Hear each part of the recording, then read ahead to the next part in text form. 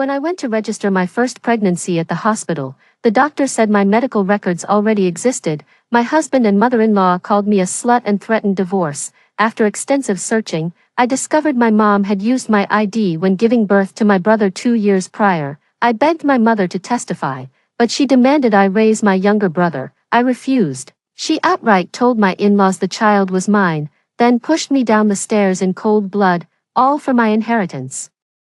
When I opened my eyes again, I'd been reborn. Ma'am, our records show you've registered for obstetric care before. Are you sure this is your first pregnancy? Please be honest about your pregnancy history. The nurse's gentle voice snapped me out of my daze, bringing me back to reality. Looking around, I realized I'd been reborn back to the day of my prenatal registration. None of it had happened yet. Expectant mothers, we need full disclosure. That includes any history of miscarriage. The nurse grew suspicious at my silence and gently reminded me again. Owen stood there livid, his tone dripping with impatience. Claire, how could you, after already having a child, you still pretended to be shy in bed, lying about being a virgin? His crude remarks made bystanders stare at me. I sneered. Having seen his true colors in my past life, I knew words were wasted. I turned and walked away without another word. Owen thought I was guilty and shouted, Claire, speechless from guilt, ha! Your parents tricked me into believing you were a virgin and took so much money from my family. I won't let you get away with this. Suspicion gnawed at me as I glared at Owen. What money? I only accepted your family's 33,000 yuan bride price. Owen exploded. Stop playing the innocent saint. Your mother took 200,000 from me. Back then, countless women were lining up to meet me. I only wanted virgins. Your mom swore you were one. That's why I married you, with looks like yours. Who'd even glance your way otherwise? Now that I know you're damaged goods who's even had a child, I'm coming to your house to make your mother cough up every cent. I was completely stunned. I'm 30 this year, and my parents have been pressuring me hard. For some reason, they're quite taken with Owen. They say he's handsome, has a great personality, and comes from a decent middle-class family. Before marriage, Owen was genuinely refined and treated me like a gentleman. After tying the knot, there were slight changes, but I thought that was just normal. I never expected him to be so vulgar, nor did I imagine our marriage would conceal so much filth. I felt nauseous. The pregnancy hormones kicked in and I actually threw up. Owen's previous tenderness and concern vanished as he stared at me coldly. A chill ran through my heart as I made one last plea with fading hope. Owen, I've never had children before. This is my first. It's yours. Do you want it? Owen took a disgusted step back. Hospital records don't lie. Do you take me for a fool? I won't keep this bastard child, and I don't want you either. Your family must return the 230,000 yuan we gave you, plus compensation for our emotional distress. The crowd looked on with either schadenfreude or pity in their eyes, but none of it mattered anymore. Owen's words hit me like a ton of bricks, making me realize what a fool I'd been to still hold hope for such scum. I scoffed coldly, fine. Come with me to my mother's place to get the money. She's holding all of it. A glimmer of joy flashed in Owen's eyes. I remained silent, thinking it might be good to let Owen stir up some trouble at my mom's place. My mother froze in surprise when she opened the door. You should have told me you were coming. I could have prepared properly. The living room coffee table was laden with premium fruits like cherries and durians, luxuries I'd never seen during any of my previous visits. My father even turned his back to me while hiding the Mutai liquor from the cabinet into his room. I smirked bitterly to myself, and I pitied my past self for being so blind. How could I have missed all the signs while believing my parents truly cared for me? Mom, no need to fuss. These cherries are totally my favorite. I shamelessly kept popping them into my mouth one after another. Mom looked at me with tender exasperation. You greedy girl, still such a glutton at your age. These were meant for your brother. We'd never splurge like this normally, and you, showing up empty-handed with your husband, then making a beeline for the most expensive treats. Just as I was about to retort, Owen couldn't stay silent any longer. Mom, I'm calling you that nicely for now. Don't count on it lasting. I walked into the room, pulled out the Mutai my dad had hidden, and poured Owen a glass. Owen shot me a glance. Don't think some fancy liquor will make me accept you. My parents were completely baffled. Son-in-law, why are you speaking with such sarcasm? Drunk and agitated, Owen slammed his glass onto the table with a loud clatter, startling my younger brother into wailing tears. Mom snapped, Claire, Did you come home just to throw your weight around? Can't you control your husband? I smirked. Mom, Owen claims you're extorting money from him. True or false? Are you kidding? I'm being merciful by not fueling the fire. Let these two freaks tear into each other. Might expose some dirty laundry I didn't even know about. Scamming you, son-in-law. I gave you my daughter's hand in marriage and treated you like family. How could this possibly be a scam? My mother protested while my father nodded in agreement. Owen snarled, God damn it, you lied about your daughter being some pure virgin who'd never dated. That's the only reason I paid you. Before Owen could utter, 200,000. My mom lunged forward and muffled his mouth with her hand, producing muffled protests. Son-in-law, you can eat recklessly, but you mustn't speak carelessly. My mother shot me a veiled glance laced with silent warning. I chuckled inwardly. What kind of trash is Owen? Even my mom hasn't fully grasped how vile he is. True to form, Owen sank his teeth into my mother's hand. Her piercing scream echoed through the sky. Get away from me, you old hag, disgusting pile of blubber. Owen shoved my mom aside. I gave you people 200 grand, and your daughter turns out to be some used goods who's already popped out a kid. I stared daggers at my mother. A flicker of discomfort flashed through her eyes. I scoffed. Mom, care to explain why I never knew about that 200,000 yuan you took from them? Where's the money? You kept every penny of my 33,000 yuan bride price. And now this, that's downright shameless. While my parents had never been particularly warm toward me, they'd at least maintained superficial decency. Had I not lived through those past experiences, I'd never have believed they never truly loved me. My mother gave an awkward chuckle. Claire, you're married off now. Your father and I are getting old. We need to save for retirement. Besides, your little brother's still so young. Spit, you'd better hand my money back right now, or I'll smash this place to pieces. Owen slammed his glass upside down on the table, making my mother flinch backward. Son-in-law, you must be mistaken. I know my daughter better than anyone. She'd never even held hands with a man before marriage. How could she possibly have been pregnant? There must be some hospital error. I chuckled darkly. Mom, hospitals don't make those kinds of mistakes. The records clearly show I've given birth. Owen, thinking I'd fallen in line, grew bolder. Your daughter just confessed. Now you're still trying to swindle me. He got flushed from drinking baijiu. His whole face turned red. His nasty tone actually intimidated my mom. My mom came over and pushed me toward Owen, saying, explain yourself. Mom, what's there to explain? Owen doesn't even believe me. He insists the baby I'm carrying is some bastard child. Give him back the 200 grand. Dowry money included. I'll get an abortion, divorce him, and come home. We don't need to put up with this crap. I pretended to be huffy as I said those words. My mom panicked. That won't do at all. She shot my dad a look. He shuddered momentarily before forcing a smile and pouring Owen more wine. Son-in-law, we swear our daughter never had a boyfriend before marriage. Owen was so drunk his tongue tangled. Glaring at my father with bloodshot eyes, he looked furious. Listen, old man. Let's be real. After what happened, who knows if anything your family says is true? I'm returning your daughter today. Hand over my money, or else, you know I've got connections from my shady past. You might not care, but your 2-year-old son. Owen's shameless words sent chills down my spine. Before the wedding, my parents praised Owen as if he were God's gift. Turns out he's just a deadbeat. They'd sell me out for 200 grand without a second thought. My heart turned to ice. My parents shuddered violently, so even people like them could feel fear. My mother glanced at me and stomped her foot helplessly. Son-in-law, let me be blunt. 2 years ago, it was me who gave birth to the child at the hospital under Claire's identity. I swear, she's a perfectly innocent girl. I wiped my tears and deliberately interrupted. Mom, stop lying. There's no way a hospital would just let you use my information like that. Owen's bloodshot eyes fixed on my mother. My mom rushed to explain. It's true. I never had prenatal checkups and only went to the hospital when I was about to give birth. They had to deliver the baby on humanitarian grounds. Right after you were born, your dad and I just took you and ran. We didn't even pay the hospital bill. The phone number we left was fake too. They could never reach us. Tears streamed down my face. Mom, how could you use my personal information? My mother avoided eye contact.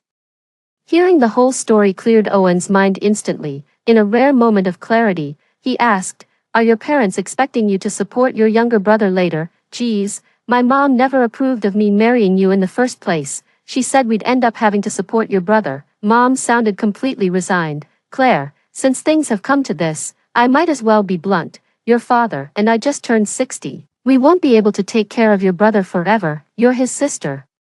Owen's his brother-in-law. He'll be counting on you two from now on. I nearly laughed hearing this. How could Mom say these things right in front of Owen? Sure enough, Owen stood up and slapped my mother across the face. Old hag, you must be out of your damn mind if you think I'm supporting you. I don't want your daughter or the brat in her belly. Give me my money back now, or I'll have your house torn down, your legs broken, and that little bastard strangled. Speak of the devil. Turns out Owen had already called for backup. Two thugs appeared at the doorway, one with tattooed arms, the other sporting a scary facial scar. They didn't enter, just stood there smoking after addressing Owen as boss. My parents' legs went weak with fear as they looked at me helplessly. What are you staring at? Pay up, or do you want your little brother dead? My mother had no choice but to take out her phone and transfer the money to Owen. Losing that 200 grand felt like having her heart gouged out. I was secretly thrilled watching this unfold. Owen left, and Mom was so terrified she collapsed onto the couch, munching on some fruit. I casually asked, so little bro still isn't registered? No wonder he missed all his scheduled vaccinations. He's undocumented. Mom shot me a furious glare. You good for nothing. I shrugged my shoulders. Mom, we're broke now. You know little bro's gonna depend on me financially later. So you'd better not piss me off. My mother burst into hysterical laughter. Claire, I knew you were no good ever since you nearly killed me during childbirth. I deliberately used your personal info. What if I tell everyone you're actually your brother's mother? Let's see you worm your way out of supporting him, you little bitch. How dare you threaten me? Little did she know, I'd already started recording everything on my phone, capturing her every word and action. I abruptly stood up and walked out without looking back. This house isn't worth keeping anyway. I've got other things to attend to. Staying at a close friend's place, I contacted Owen about divorce. He agreed without hesitation. My mother-in-law called and berated me with a stream of profanities, calling me a slut and a whore. The apple doesn't fall far from the tree. My best friend was so furious she told me to post my mother-in-law's number on dating sites. The next day, Owen rushed me to get our divorce papers signed. That same day, I went to the hospital to terminate the pregnancy and sent the remains to Owen's family. My mother-in-law called screaming even more viciously, "You're committing sins. My own grandchild was killed by your son. Do something decent for once, or karma will get you." With a sharp click, I hung up and blocked her number. The first 30 years of my life were steeped in deception, but I pray the road ahead will be bathed in light.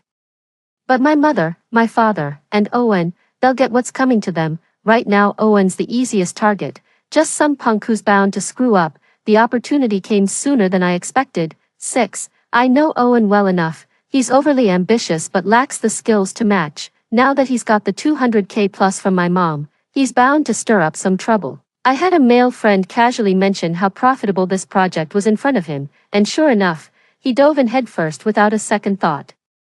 Even after multiple heated arguments with his mother, it made no difference. For a project to succeed, especially in its early stages, 200 grand is nowhere near enough. Owen took out another loan for several $100,000 and poured it all in, due to pandemic restrictions.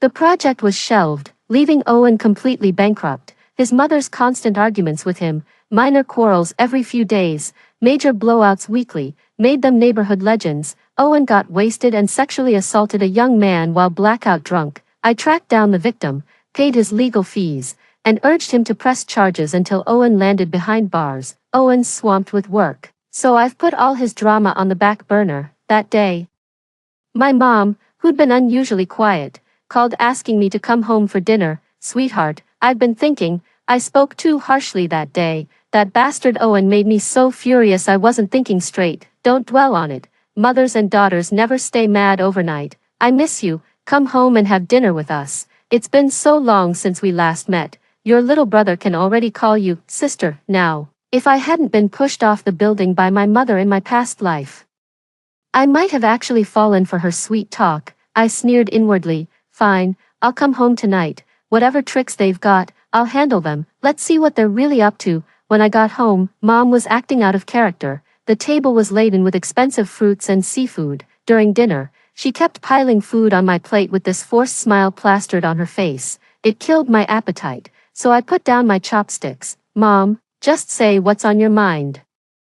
This act of yours, it's making me uncomfortable. My mother's smile froze momentarily, but being thick-skinned, she instantly recovered her composure. Sweetheart, she said, it's been months since your divorce from Owen. Don't you think it's time to consider finding someone new to marry? My father nodded in agreement nearby, carefully feeding my younger brother. Oh, I don't plan on remarrying. My mother's voice suddenly rose sharply. That's simply unacceptable. I chuckled lightly. Mom, why didn't you ask how my postpartum recovery was going? When I terminated the pregnancy, not one of you asked how I was doing. I've barely escaped that nightmare a few months ago, and now you're already trying to marry me off for money. My mother's tone softened. I only said those things because you upset me. I was just reacting in anger. Ask your father if you don't believe me. Haven't I been crying privately all this time? Mom gave me a nudge, her eyes screaming silent hints. My father nodded woodenly. I felt they were treating me like a fool. I scoffed. Let me make this crystal clear today. I'll never remarry, and you can forget about selling me off again, and don't expect me to support my brother either. Treat me well, and I'll take care of you properly. Mistreat me, and you'll get nothing but the bare minimum ration of rice and flour each month. You, my mother gasped with rage, her chest heaving violently. Ungrateful wretch.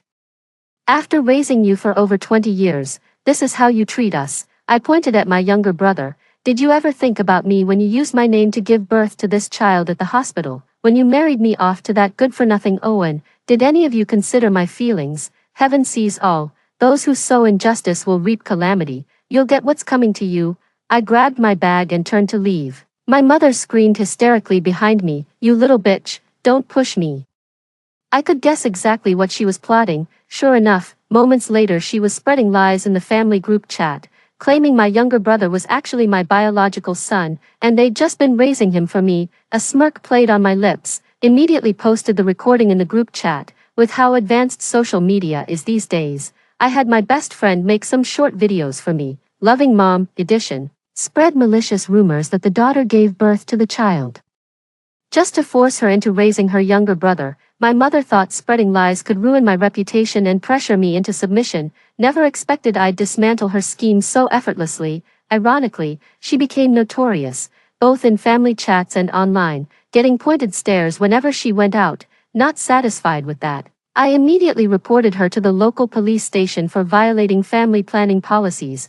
When officers showed up at her door, she had no choice but to grudgingly register my brother's household status. Legally speaking, I'm completely off the hook for this child's upbringing. My mom finally gave it a rest for a while. With both love and family ties failing me, I had no choice but to throw myself entirely into my career. I'm in design, the naturally gifted kind. Over the years since graduation, I've worked on numerous projects with my senior Daniel and managed to save up a decent sum. I even proudly told my mom about this savings. She initially wanted me to deposit it with her, but I declined. Later, she suggested I buy a property under her name. As a filial son, I'd initially agreed to my mother's request, but when my senior asked to borrow money for his startup, I lent it to him without hesitation. Looking back, fate was smiling upon me. Had I entrusted the money to my mother or bought property, it would have all gone down the drain. Come to think of it, when my mother pushed me off the building in my past life over money, she must have believed I was lying and still had the cash on me.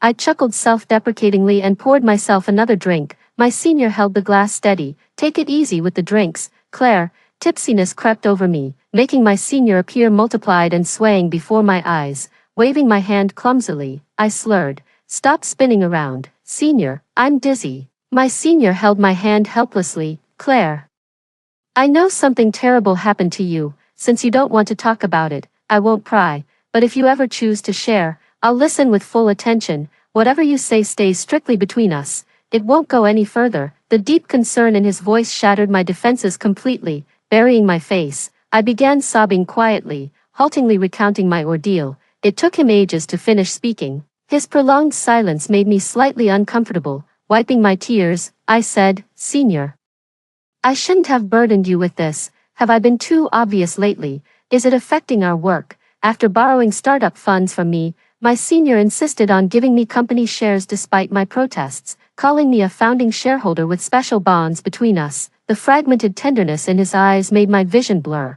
After what seemed like an eternity of hesitation, he reached out and ruffled my hair. "Claire, no matter what happens, I'll always be here." Pain flickered across his face. "When you quietly married through that blind date, I hated myself for lacking courage. Hearing what you've been through now, I despise my indecisiveness even more. From now on, I'll face things bravely. Even if you push me away, I won't give up." The intense affection in my senior's eyes startled me. I forced a smile, at a loss for words. I chose not to respond. In the following days, I remained devoted to my career. Everything changed when Mom called. Grandma had taken a bad fall back home and wasn't expected to make it. We needed to return immediately. Tears streamed down my face in an instant. I was raised by my grandmother until high school. When my parents brought me to the city, I hastily took leave and drove straight to my hometown. When I arrived home, my parents hadn't gotten there yet. My uncle stood at the doorway with a warm smile. "Claire, your grandma said you'd be the first to arrive. Always the most filial." She was right. Before he even finished speaking, I rushed into the room. Seeing Grandma lying in bed with a cast but still full of vigor, I finally let out a sigh of relief. Grandma's eyes welled up with happy tears. I threw myself into her arms. "Grandma, you scared me to death." Uncle caught up and asked, "What exactly did your parents tell you? You look so flustered." My face darkened. Grandma patted my head and said, "I heard about what happened recently. Your parents behaved disgracefully." I gave them an earful over the phone. Grandma sighed and continued, "There are many things I never meant to tell you, but now that you're grown up, it's time you knew. Your parents were so desperate for a son back then that they tried every superstition imaginable. That's why they dumped you at Grandma's without a second thought. It was me who lied to them, told them fortune tellers said they'd never have sons, but you'd bring them brothers. That's the only reason they showed you any attention." My heart had been shattered beyond repair. Hearing this actually felt normal. Seeing my numb expression, Grandma's tears fell instantly. She pulled me into a hug, patting my back repeatedly. "Oh, my poor girl, what terrible wounds they've given you." Before I could speak, my mom burst in. "Old woman, don't you dare spread lies. I've never mistreated this child." Right behind her came my dad, looking sheepish while holding my younger brother. Grandma's expression darkened as she glared at my father. "Second son, aren't you going to discipline your wife? Such disrespect toward elders." My dad stammered uncertainly, but fell silent after catching my mom's warning glare. My mother shot a glance at my grandma. "Look at you, old hag, fit as a fiddle. And here we came all this way for nothing." Then she glared at me. "Little bitch raised by that wicked crone, no wonder you get on my nerves." I stood up and slapped her twice across the face. "Talk shit about me all you want, but leave Grandma out of it." Mom froze for a split second before shrieking bloody murder, swearing she'd kill me. My uncle rushed over to intervene, mainly restraining my mother. Mom couldn't move an inch, screaming her head off. Dad stood there like a wooden puppet while Mom yelled furiously, "You useless man, can't even father a son. Letting your woman get bullied, absolutely pathetic." The whole farce ended with Mom storming off in tears. "I'll stay with my grandma for a couple of days." The neighbor auntie leaned in with gossip written all over her face. "Claire dear, your brother doesn't look like either parent. If anything, he's the spitting image of your mom's first love from back in the day. Those eyebrows, those narrow eyes, identical." My heart skipped a beat. Everyone in our family has big, double-lidded eyes except my brother with his small, single-lidded ones. Rumor has it Mom had a first love before marrying Dad. She didn't marry him because his family was poor, and ended up with Dad instead. Seeds of doubt took root in my heart. I grabbed my phone and texted my all-knowing bestie to have someone tail my mom. I secretly went home and collected hair samples from my brother and Dad for DNA testing. The test results came back quickly. My hands trembled as I read the report. An odd exhilaration bubbling inside me. Turns out Dad's been raising someone else's kid all along. I slaved away for my mom and brother for this son without complaint, only to end up being cheated on. My best friend had someone investigate my mom's affairs, which gave me quite a shock. That's some wild behavior. My parents dumped me in the countryside while trying for another kid in the city for over a decade, with zero success. Later my mom reunited with her first love, and sparks flew. They ended up in bed together in no time. After that, they kept meeting up weekly like clockwork. Every time Mom claimed she was going shopping with friends while holding my little brother, she was actually dating her ex. TSK. I felt a pang of sympathy for Dad, for about 1 second, just a fleeting second. with a heavy heart. I packaged both the forensic report and Dad's incriminating evidence before mailing them to his workplace. What a dutiful daughter I am.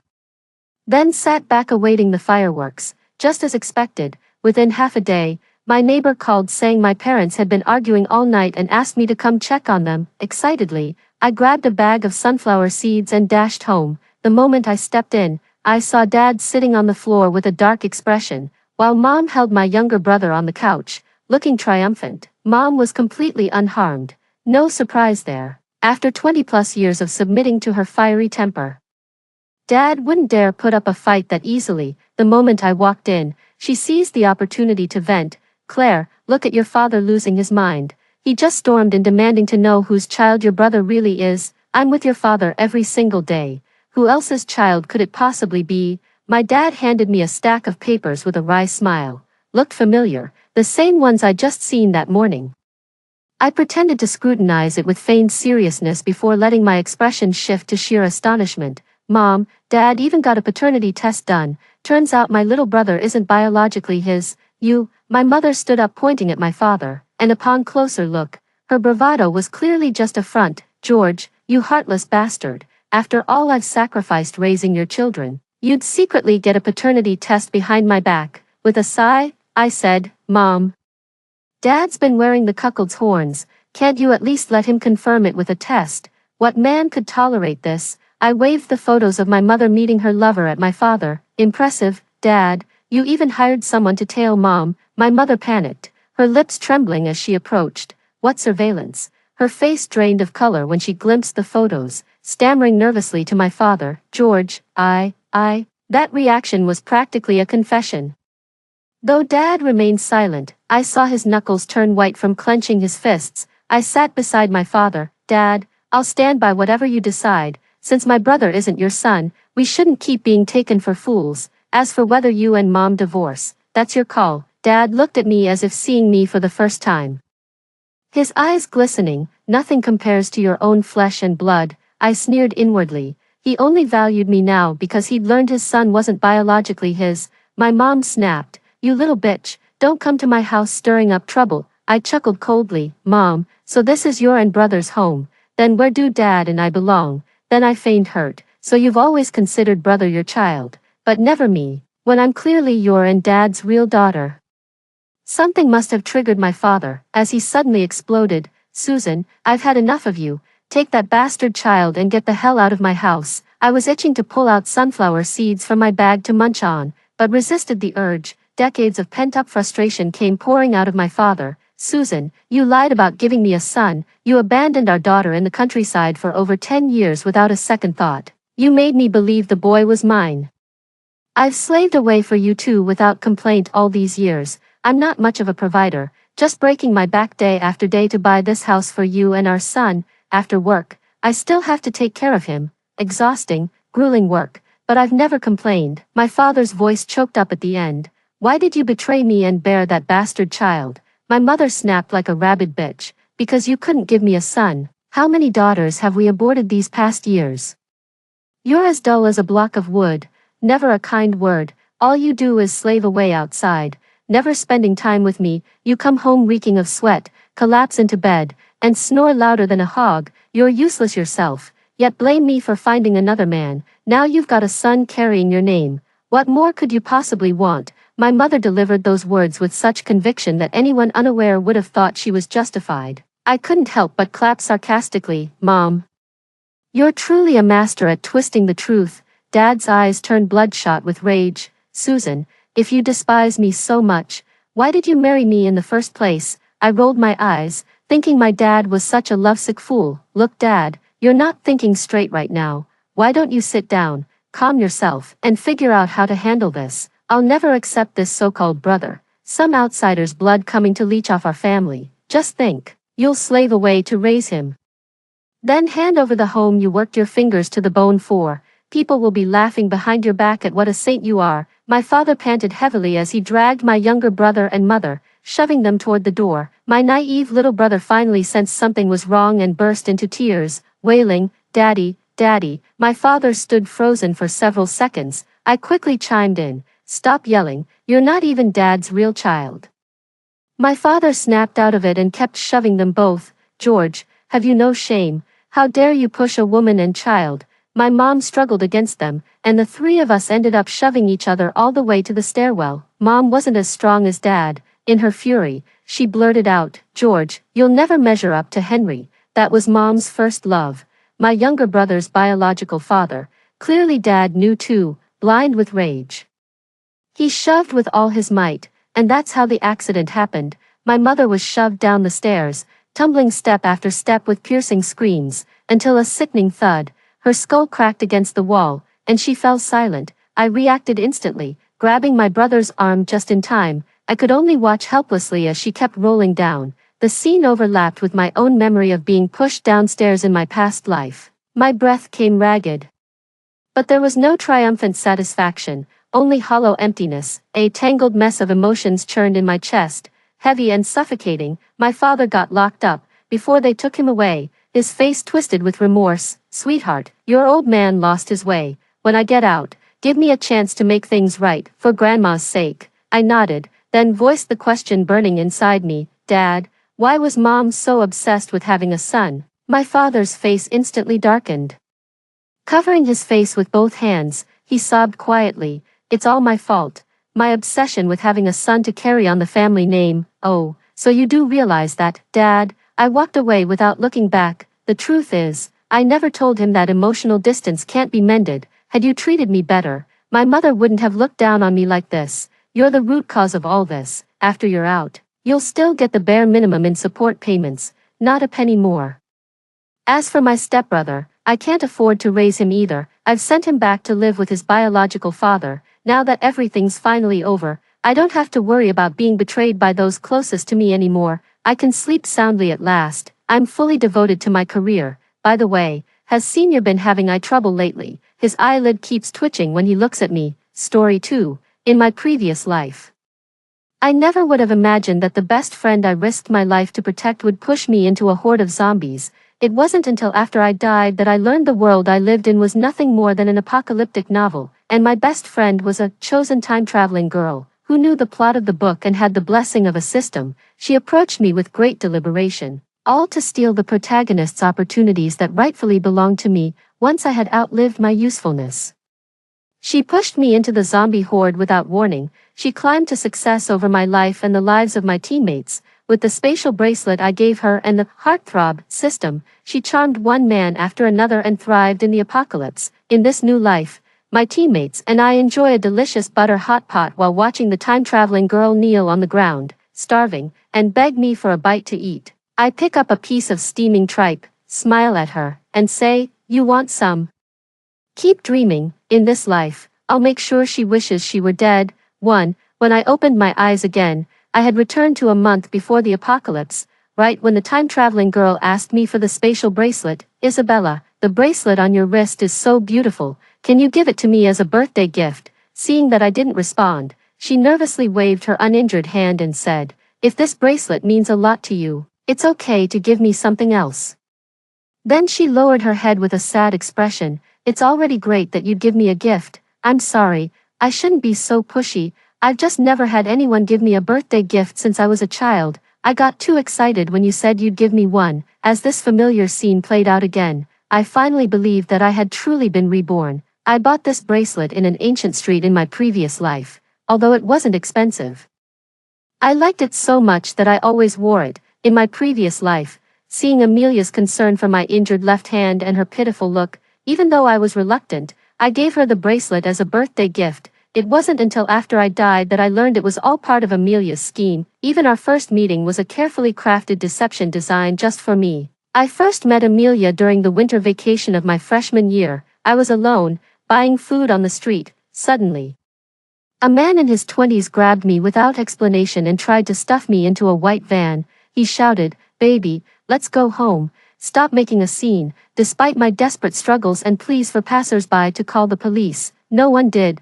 People assumed we were just a couple arguing, and many were afraid of getting involved. I wanted to break the phones or valuables of the passers-by to force them to call the police. But from the moment the incident started, people stayed away, and I had no chance.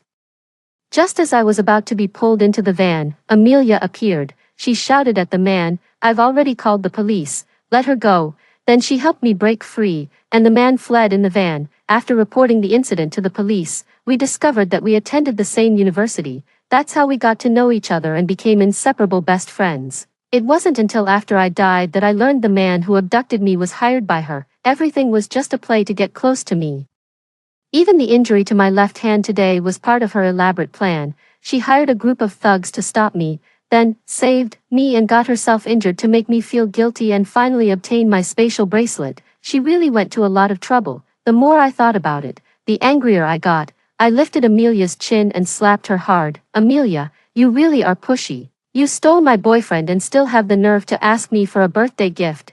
After that, I turned and left the hospital room, leaving her stunned. Too, my boyfriend, Wesley, and I were classmates in high school. I had a crush on him back then but never had the courage to confess. He was a popular figure in school, wealthy, powerful, and excellent at studying. To my surprise, Wesley confessed his feelings to me right after the college entrance examination. We got together naturally and applied to the same university. I thought we would be happy together forever, but not long after the apocalypse broke out in my previous life.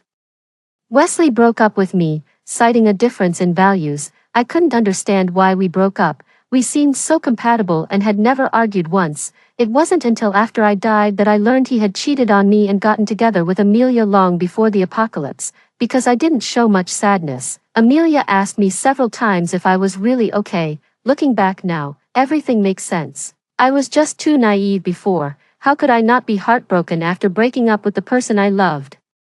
But in the harsh environment of the apocalypse, I could only suppress my sadness and focus on survival. I wasn't worried about falling out with Amelia. After all, she needed me, not the other way around. Without her, I could work more freely without having to hide anything. On the way back, I called Wesley and cursed him and his entire family. Amelia was no good, and Wesley was a womanizer. As soon as I got back to my rental apartment, Amelia called. Seeing the long voice messages she sent on WeChat, I blocked her without a second thought. My current task was to stock up on supplies. I didn't have time to watch her act. I went to the kitchen, grabbed a knife, pricked my finger, and dripped blood onto the bracelet. Then the bracelet disappeared, and a red mole appeared on the inside of my left wrist. Strange, in my previous life, the bracelet didn't disappear when Amelia wore it. Before I could figure it out, everything went black.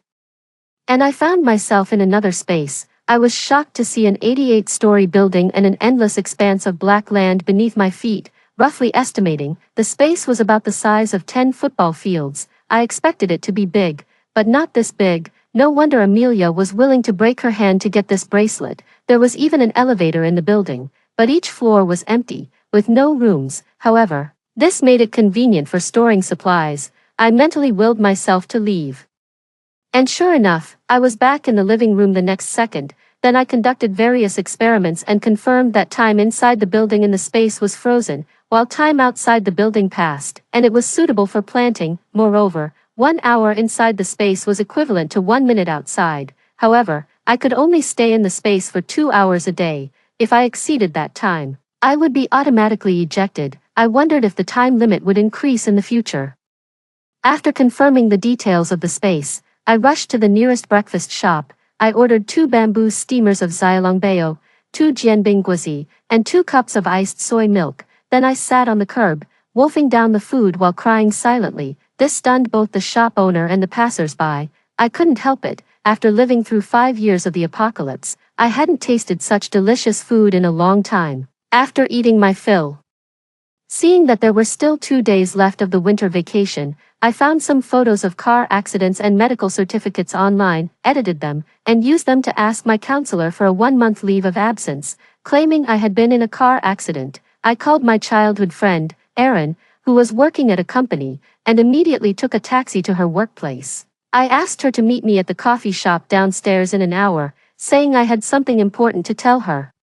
To avoid being overheard, I didn't mention the zombie outbreak on the phone. In my previous life, Erin died fighting off a horde of zombies to cover the team's retreat. In this life, it was my turn to protect her. An hour later, I saw Erin at the coffee shop. As soon as I saw her, I hugged her tightly and wouldn't let go. It was so good that none of the terrible things had happened yet. Erin was a bit confused but let me hug her. "Why are you crying?" who bullied you?" After composing myself and making sure no one was around, I briefly told her about the upcoming zombie outbreak. Seeing her skeptical, I waved my hand in front of her, and the coffee on the table disappeared. With another wave, it reappeared. Erin was stunned for a moment, then whispered urgently, "What are we waiting for? Let's start stocking up on supplies." Then she quickly quit her job, even leaving behind half a month's salary. Both Erin and I grew up in an orphanage. Without parents or many attachments, it was easier for us to act, but we also didn't have much money. I only had 20,000 yuan, and Erin had 60,000 yuan. This wasn't enough to stock up on many supplies, so we decided to take out loans. We took out every loan we could find online. Except for nude loans. After all, the apocalypse was coming in a month. When the time came, if we couldn't even save our lives, who would remember these loans? We each borrowed 5 million yuan, then rented a 3-bedroom, 1-living-room apartment on a high floor in the suburbs. We also rented 2 large warehouses nearby as temporary storage points. 3. Early the next morning, we divided our tasks. I would buy food, and Erin would buy daily necessities. Then we set off in different directions to start stockpiling. Fully armed, I went to the largest wholesale market in City A.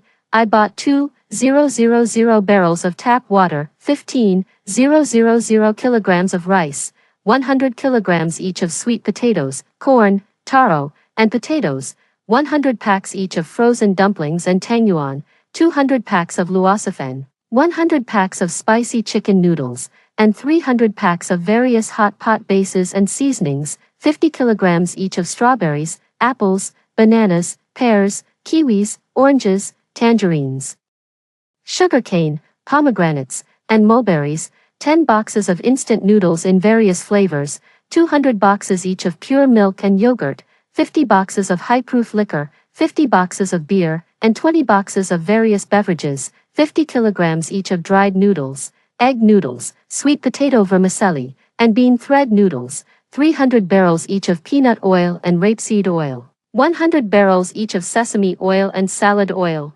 100 packs each of seeds for millet, wheat, corn, sorghum, soybeans, highland barley, buckwheat, bok choy, romaine lettuce, Chinese cabbage, Shanghai green, sweet potatoes, and corn. Also, 100 saplings each of easy-to-grow fruit trees, 100 kilograms each of raw beef, beef tripe, chicken, duck, pork, marinated chicken wings, chicken feet, duck wings, duck feet, pig trotters, beef, and duck necks, 100 each of roasted ducks, barbecued ducks, and roasted chickens, 100 bags each of various frozen skewers, including beef cubes, chicken cartilage, large squid, and duck intestines. Nuts were expensive, so I only bought 50 kilograms each of pistachios, pecans, macadamia nuts, and pine nuts, which Erin and I both loved, and 10 kilograms of various snacks. I had all these items delivered to the warehouse we rented the previous night and planned to transfer them to the space when no one was around at night. For, just as I was about to move on after buying these supplies, I saw a familiar figure. It was Amelia. Her left hand was in a cast and wrapped in bandages, and she was holding Wesley's hand affectionately while talking to the shopkeepers. Apparently, they were also stockpiling supplies. I followed them around until they finally drove to their storage location. As soon as Amelia got out of the car, she saw the large warehouse being filled by workers bit by bit. She happily stood on tiptoe and kissed Wesley on the cheek. "Baby, I don't know how to repay you for supporting me in opening this supermarket."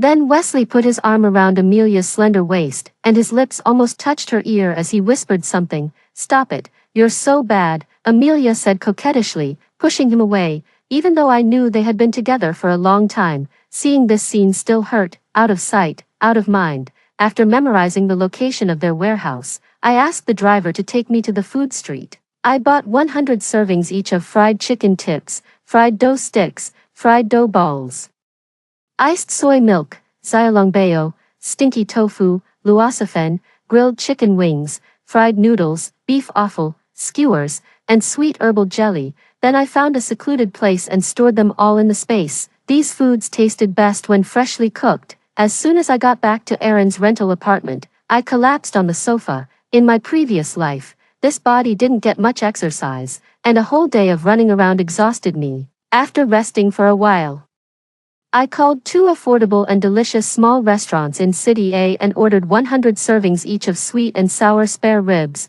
braised prawns in oil, twice cooked pork slices, spicy crayfish, spicy chicken, boiled fish with blood curd, squirrel-shaped mandarin fish, steamed sea bass, braised pork knuckle, braised prawns in oil, pork belly with preserved vegetables, and spare rib and corn soup, asking for delivery. These dishes wouldn't be easy to get in the apocalypse, so it was better to stock up on them. Then I ordered 200 family buckets from KFC and 200 cups each of our favorite milk tea and coffee. After that, I called a ranch and bought 100 each of chicks, lambs, calves, ducklings, goslings, and piglets, asking them to be delivered to a grassy area in the suburbs, since there were no surveillance cameras there. I planned to put all the young animals into the space when no one was around. After buying all these things, I only had 10,000 yuan left. Tomorrow, I would rent an excavator to dig a river in the space and buy some fish and shrimp fry, and then I would be completely out of money. As soon as Erin opened the door, she saw me lying on the sofa. Without a word, she flopped down on the other side of the sofa. I sighed. We need to exercise. Our physical fitness is too weak. Erin rolled over, covered her face with a pillow, and mumbled, "Okay, I'll buy a treadmill and a punching bag tomorrow." Erin's progress was also going smoothly. The shelves she bought were already in the warehouse. She had also ordered bulletproof windows, special anti-theft doors, solar panels, rainwater filters, water purifiers, and generators, and was just waiting for them to be installed tomorrow. She had prepared everything from quilts, down jackets, windbreakers, cotton boots, rain boots, and gloves, to shower gel, facial cleanser, dish soap, sanitary napkins, and lighters, power banks, kerosene, alcohol lamps, candles, compasses, shovels, gas masks, oxygen masks, goggles, as well as self-defense knives and hammers. However, due to the purchase limits on medicine, we couldn't visit all the pharmacies in one day, so we still needed some more time. Everyone around me, except for myself, has been reborn from an apocalyptic life. Uncle Tom sold his house at a low price to buy food and stock up on supplies, fortifying his home with countless layers. Aunt Lily went on a shopping spree, buying luxury goods and gold. Wanting to live it up before the apocalypse, the couple next door, famous for their loving relationship, broke up amidst endless quarrels. The lady upstairs chose to work overtime relentlessly, leading a life more terrifying than the infamous 996 schedule, practically living a 007 nightmare. Their lives are colorful, but the one thing they share is the pitying look they give me when they see me, shaking their heads as if my days are numbered. Then, on the day the apocalypse was supposed to arrive, all was calm, nothing happened. One sigh. This was the 43rd person to sigh in front of me. Old Man Lee glanced at me, shook his head, and carried a bag of rice into his house. The people around me had all been reborn. I only found out about this recently when Aunt Wang downstairs accidentally let it slip, and I happened to overhear her. She had said, "Ah, Shaolin, you should go out more when you have free time, enjoy life a bit. We need to be content and happy." I responded to her, and as I was leaving, I heard her muttering to herself, "Poor Shaolin, turned into a zombie at the start of the apocalypse, and there was no saving him. Turned into a zombie at the start. I died before it even began." I was shocked. Aunt Wang had drawn an SSS card and could retry even if she didn't succeed initially. As for me, I couldn't even make it to the start. Such rotten luck. Just like when I recently tried summoning the wind god and not only failed but also got reset, too. After sulking for a day, I decided to enjoy life and have some fun. Barbecue, fried potatoes, hot pot, bring it all on. I walked home full of joy, milk tea in one hand and fried chicken in the other. But before I could even enter my house, I heard the couple next door, famously in love, having a huge fight, ending with the girl storming out with her luggage. Before I could intervene, she stood with hands on hips and yelled into the house, "Hayden, spend your life with your mistress. I'm done serving you, cheating on me. Serves you right to be thrown into a pile of zombies." Love and hatred displayed vividly in just a few seconds right before my eyes. But now was not the time to enjoy the drama. Another person who drew an SSS card. Another reborn person. I spilled my milk tea. Me, at this moment, I didn't know whether to feel sadder for her being cheated on or for myself not being reborn. Not only do I lack any special abilities, but I'm also doomed to become a zombie. After saying that, she stormed off with her suitcase, not forgetting to dump her trash. As she passed by, she gave me a pitying look and said, "Young lady, let me give you some advice. Fulfill any wishes you have now. You never know what comes first, tomorrow or an accident. Stop bothering with that scumbag. Lamenting over men will only bring misfortune your whole life. Spending money on men will curse you for 3 lifetimes." I responded, quietly guarding my wallet. She gave me an approving look and a thumbs up. "You can be taught." 3. I am Valeria. As the community mediator, I usually help residents resolve disputes, and I'm also an online writer. Lately, I've been encountering people who've been reborn, and it seems my fate is sealed. I pray for a chance to survive.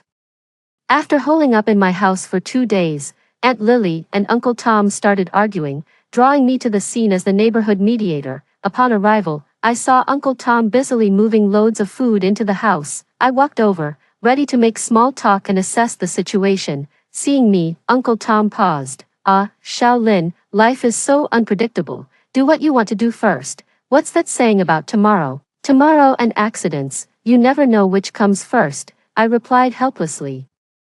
Another person who drew an SSS card appeared. "Why are there so many people reborn from the apocalypse? It's like poking a hornet's nest of reborn individuals." Yes, that's what I meant," Uncle Tom nodded repeatedly. Aunt Lily, with a gold-ringed finger pointing, instructed me, "Hurry up and get Uncle Tom to stop. He's shaking the ceiling down. It's non-stop noise." Thinking of a solution, I realized it was impractical to ask Uncle Tom to stop now. Building fortifications is a matter of life and death. Could I really persuade him to stop? Besides, I don't even know when the apocalypse will hit. Uncle Tom, hands on his hips and furious, said, "You know we only have a year. What are you trying to do? You don't want to live and you won't let others live either." Provoked, Aunt Lily threw down her shopping bag. "So you have a reason to disturb the peace every day. It's not the future yet. Aunt Lily is also reborn. How do I solve this?" Question. How do you make 2 reborn individuals get along when they've pulled me, a mediator who turned into a zombie right at the start, into their conflict? This is like a level of hell. I chose to answer, "If you can't mediate, just run," waving goodbye to them. I said, "Auntie and Uncle, I think Uncle has a point about the unpredictability of life. I need to take care of important things first. I need to save my own life before the apocalypse and cherish the little time I have left. I can't afford to mess with these 2. How could someone as unlucky as me dare to provoke 2 reborn individuals? What if they get upset and turn on me? Once I accept my own weaknesses, I become invincible. In this situation, I choose to give up." After resigning, I sat at home watching cartoons, only to be woken up at midnight by fireworks outside and footsteps above. I expertly grabbed some earplugs and inserted them into my ears, since more people have been reborn. They either renovate their houses or throw parties in the middle of the night, trying to celebrate before the apocalypse. I've gotten used to this level of noise, but the footsteps grew closer, followed by a faint knock on the door. Peering through the peephole, I saw a woman from upstairs, another person who had returned from the dead. Everyone who's been reborn is just slacking off. No more going to classes, either partying everywhere or frantically fortifying their homes and hoarding supplies.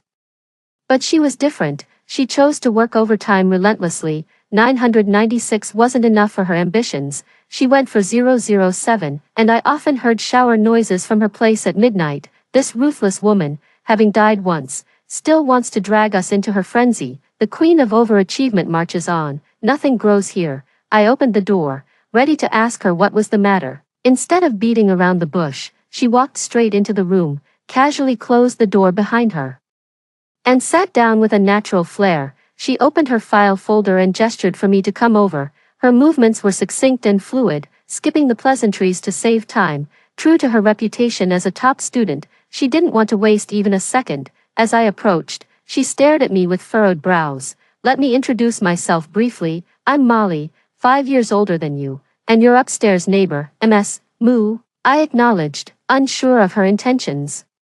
"I'm here to propose a collaboration with you." A collaboration? Was she crazy, or was I? I looked at her in utter disbelief. Everyone who was reborn knew I would turn into a zombie at the onset of the apocalypse. She must be aware of it too. Was she seriously considering collaborating with me? when the apocalypse hits, I'd turn her into a zombie right away. Did she want us to become zombies together and hunt others? That couldn't be right. It seemed the brain of the top student was foggy after rebirth. She no longer wanted to be human but a zombie, but maybe that was okay. She was always on the move, always with dark circles under her eyes. Being a zombie might actually be less strenuous than being human. Turning into a zombie might not be such a bad option after all. She really lived up to her reputation. Even in becoming a zombie, she was going all out. I nodded in agreement. If we're going to collaborate, my first bite is reserved for you, ensuring you turn before anyone else. 6. Have you realized that only the people in our complex have been reborn? She asked as she flipped through some documents. Of course, I nodded. Otherwise, with Uncle Tom frantically moving supplies, he would have already emptied the stock of our local supermarket. If others had been reborn too, the world would be in chaos by now. But isn't that the general consensus in our complex? I curiously glanced at her, waiting for her to get to the point. I wanted to watch Lazy Sheep. I wasn't in the mood to chat. I lifted my chin, urging her with my eyes to bravely speak up. There was nothing to fear about wanting to become a zombie. In the future, I would be a zombie, your guide. She gave me a weird look and slowly said, after the apocalypse. I was the only survivor in the complex. After this disaster, only a third of the global population survived. The rest either lacked supplies, turned on each other, or became zombies at the very start, losing their right to live. So why seek a collaboration with me, someone who turns into a zombie right from the start? I wondered if she had lost her mind to even suggest such a thing. She held my hand. They are wrong. You didn't turn into a zombie immediately. We were wandering together outside when you tried to save a child and got bitten by a zombie, sacrificing yourself heroically. I watched helplessly as you gradually turned into a zombie, your complexion growing paler, and your eyes reddening. I covered her mouth with my hand. Stop. If she continued, I would end up vomiting the fried chicken I had just eaten all over her. No holds barred. She nodded, signaling for me to let go of her mouth. Later, someone brought you into the neighborhood. You were the first one there to turn into a zombie. People assumed you were the first one infected. You were different from the other zombies, completely natural. You'd eat grass but never bite anyone. I hadn't turned into a zombie at the beginning. There might still be hope for me, but I'd rather eat grass than bite someone. Am I still a zombie? No wonder everyone is so friendly towards me. I covered my face in embarrassment, unable to believe how pathetic I was. Not biting is fine, but eating grass, that's making all zombies look bad. I didn't look like a zombie at all. It was pitiful. Suddenly, Molly changed the subject. After the apocalypse ended, the zombies were gone, but people, who had grown accustomed to violently scavenging for supplies, did they care whether they killed zombies or humans? When such people are in the majority, it could lead to another disaster. So, did everyone just ruin everything in the end? I guessed the outcome. I also realized why she had come, to prevent another disaster from happening. Pretty much, she replied. What about collaboration? Since I wasn't one of the first to turn into a zombie, I wanted to survive. Teaming up with someone who knew what the future held seemed like the best strategy. If I was going to seek support, it had better be from the strongest support available. We need to find out why people in the neighborhood were reborn. She handed me some files. Here's some data I've gathered recently that you can look through. What do you want to do? I watched her expression, trying to discern the truth in her words. We need to find the real reason behind this disaster and stop it. Otherwise, even if we survive this apocalypse, another massive disaster will await us. She looked fanatical, a huge challenge ahead, but if we could overcome it, the future would no longer be a living hell. I shivered. This woman's expression was frightening.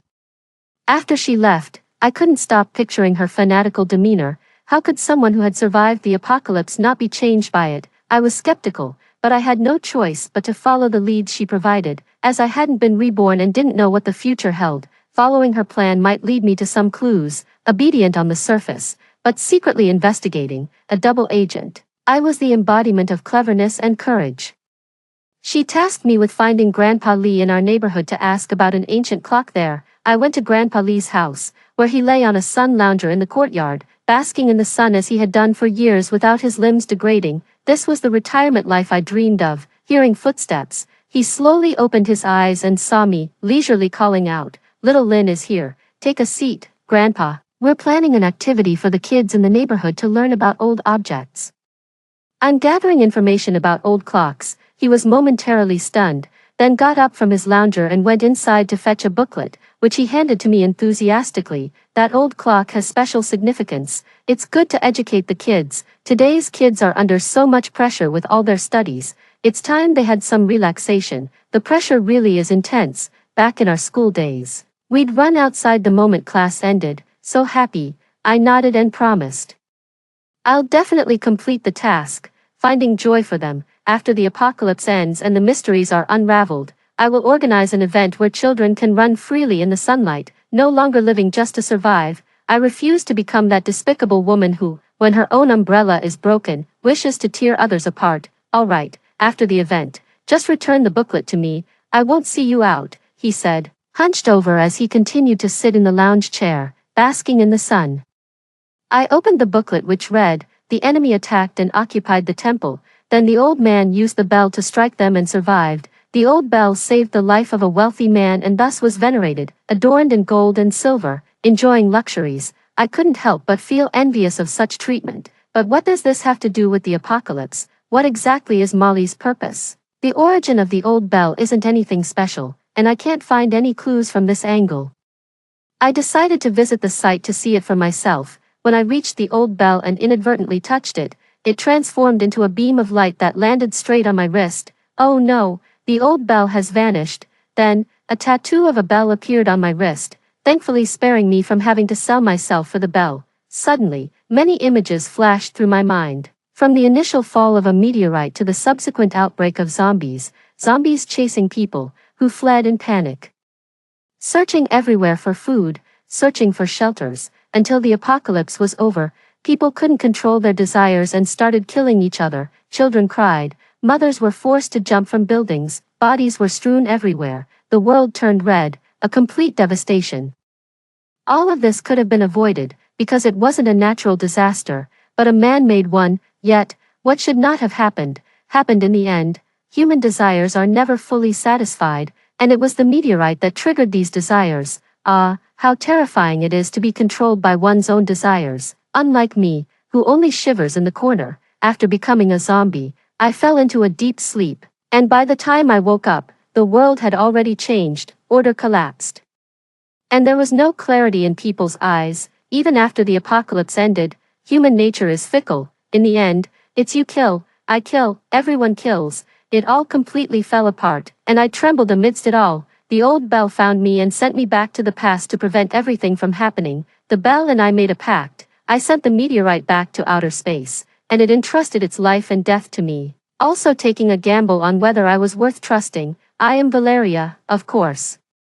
Worth trusting. However, a mishap occurred along the way, and except for me, everyone in the neighborhood was reborn. Looking at my wrist, the tattoo of the old bell was extremely bright. The golden finger arrived. Although late, I stood with my hands on my hips, laughing brilliantly. Who would have thought that the one initially seen as pitiful would transform into the savior now? Allow me a moment of joy first. After my joyful moment, I hurriedly drove to X City, where the meteorite landed.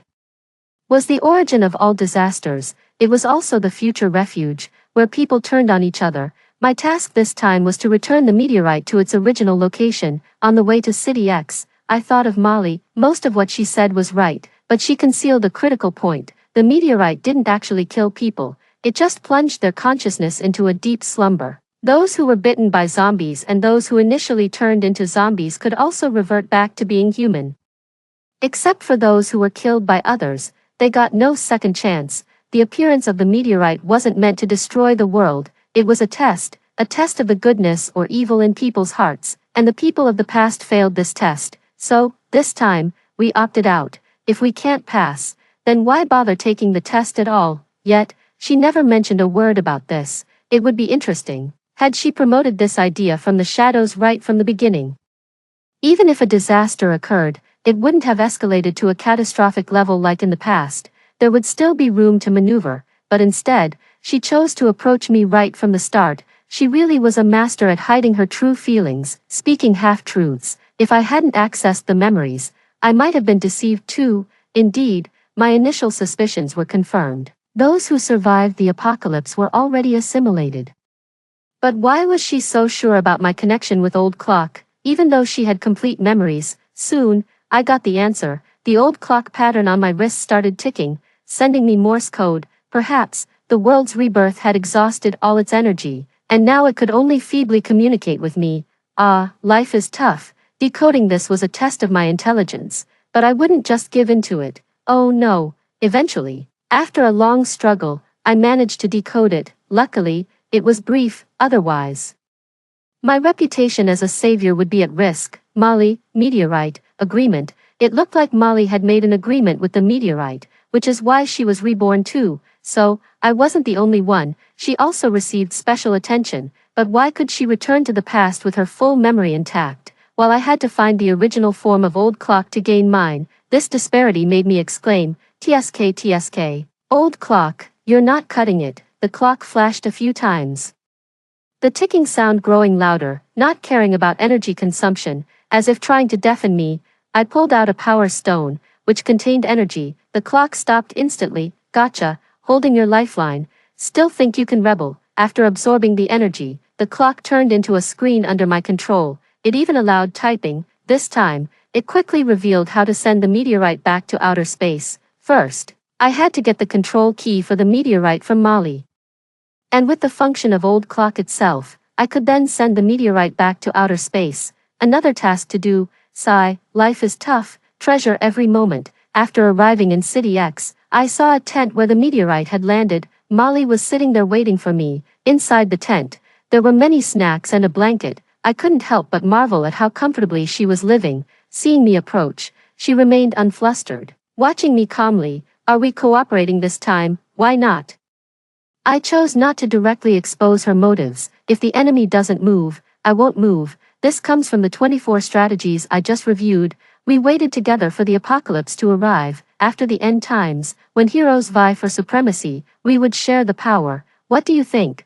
Her words were straightforward, revealing everything without fear that I might eliminate her. It turned out that the agreement she made with the meteorite was to destroy Ancient Bell. After all, as long as Ancient Bell wasn't destroyed, there would be hidden dangers. The moment I got the key, Ancient Bell could send the meteorite back to outer space anytime. Despite her daily attempts at being a 007, trying various methods, she still failed. Therefore, she had no choice but to turn to me and choose to collaborate. She didn't know my background, just as I didn't know her true intentions. So, the initial flattery was just to make me lower my guard. Are you crazy?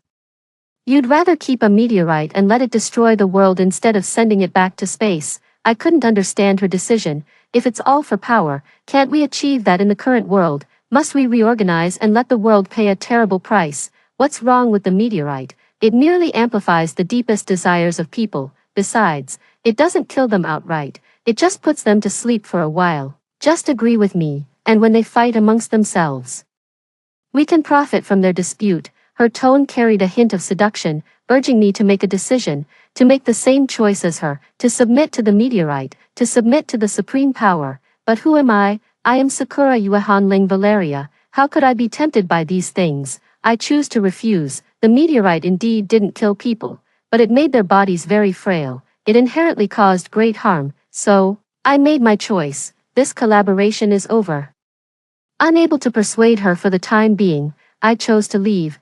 She called out to me, Valeria, you were born under the sun, naturally seeing everything as pure. But what about me? I've been struggling since graduation. I simply don't want to return to my small village, so I must relentlessly scramble. No matter how hard I fight, exhausting my youth, I still can't take root here, she said, tears flowing. I just want to be like you all. Who doesn't want to stroll around after work, to play everywhere? I want that too, but I can't. I need to settle down. But it's too difficult. If the apocalypse makes your life worse than before, what sense does all this make? Can it really improve your life? Why not? It can balance my psyche. They keep raising prices, then insincerely increase the wages just a little. What's that salary good for? Should even be thankful to them, because without them, I wouldn't even have a job, so I have to be grateful.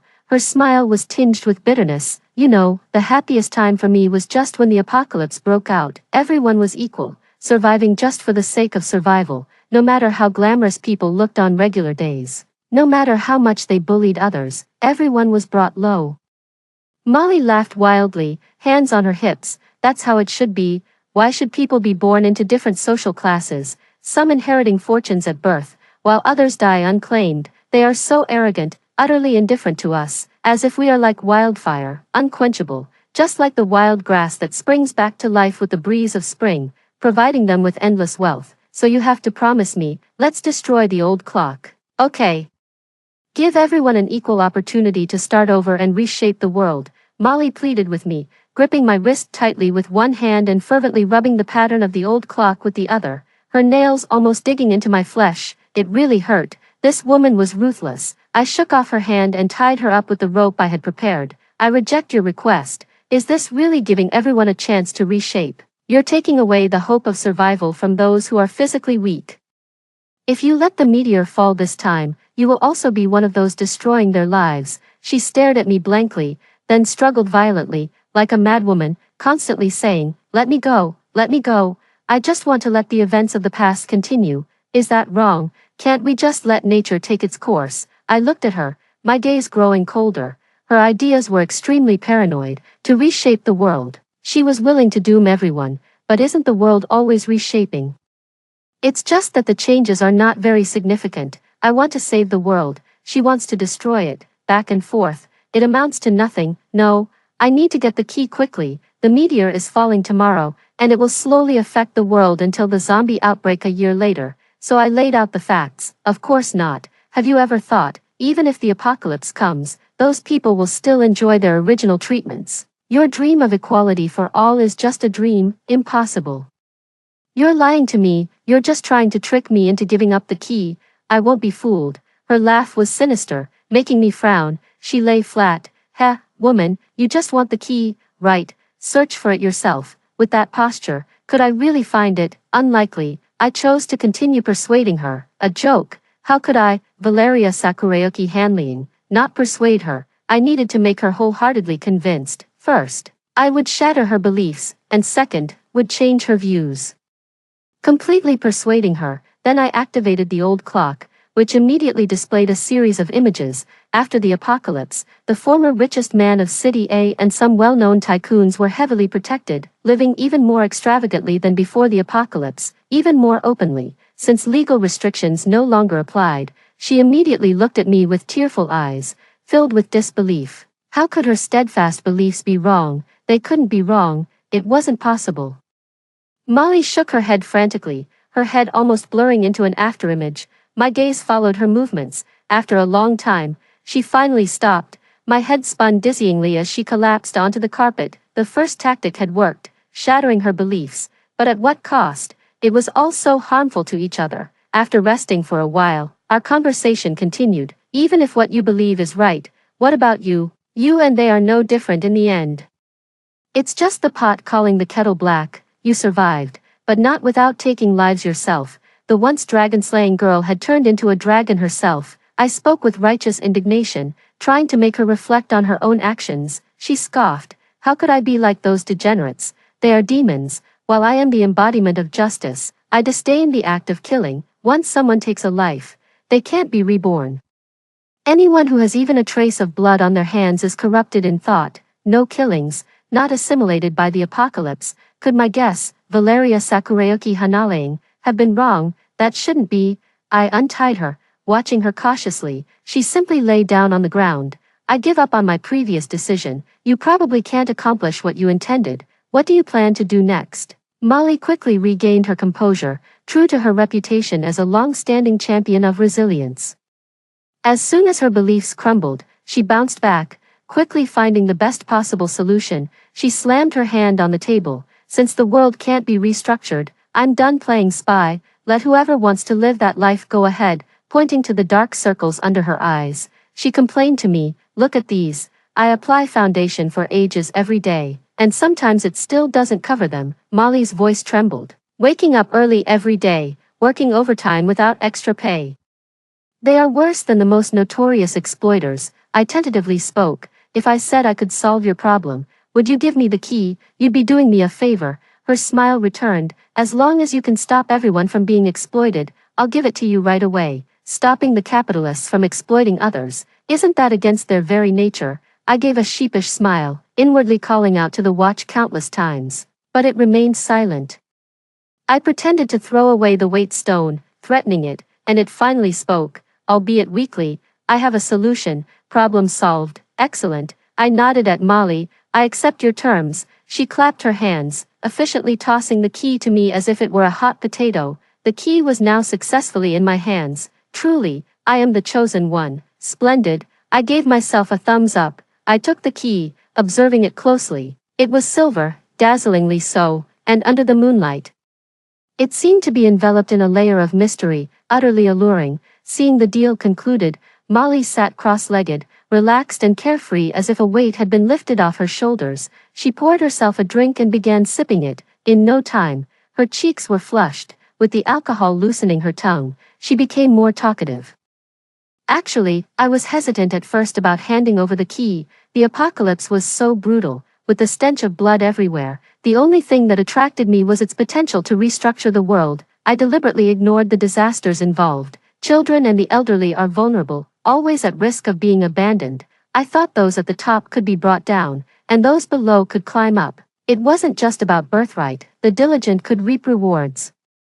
But all that turned out to be false. There's nothing left to cling to. I took the wine glass from her hand, and she looked at me in surprise. There's a form of heroism in recognizing the harsh realities of life yet still cherishing it. After all, we only live for a few decades. We might as well embrace it as it comes. People long for different things. Some aspire for a simple life, while others seek power and high status. Most of the time, many of the things we end up with aren't what we truly wanted. We're just swept along by circumstances. When we are part of society, facing its complex challenges, it's crucial to understand our own needs. I crave sugar because I want it, not because everyone else has it and that makes me want it too. I'm surprised I could utter such philosophical words. Awesome. Molly seemed thoughtful. The night deepened, and I picked up my blanket, ready to go straight to sleep, without any hesitation.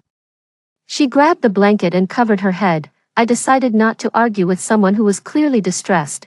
Throughout the night, I occasionally heard sobbing. The next day, her eyes were red and swollen. I made some ice packs for her to reduce the swelling. She couldn't help but start crying again. Oh, such an easily moved girl. How did I ever think she would be corrupted by the apocalypse? 007 is really merciless, driving such a fine girl to madness. The meteorite arrived as expected.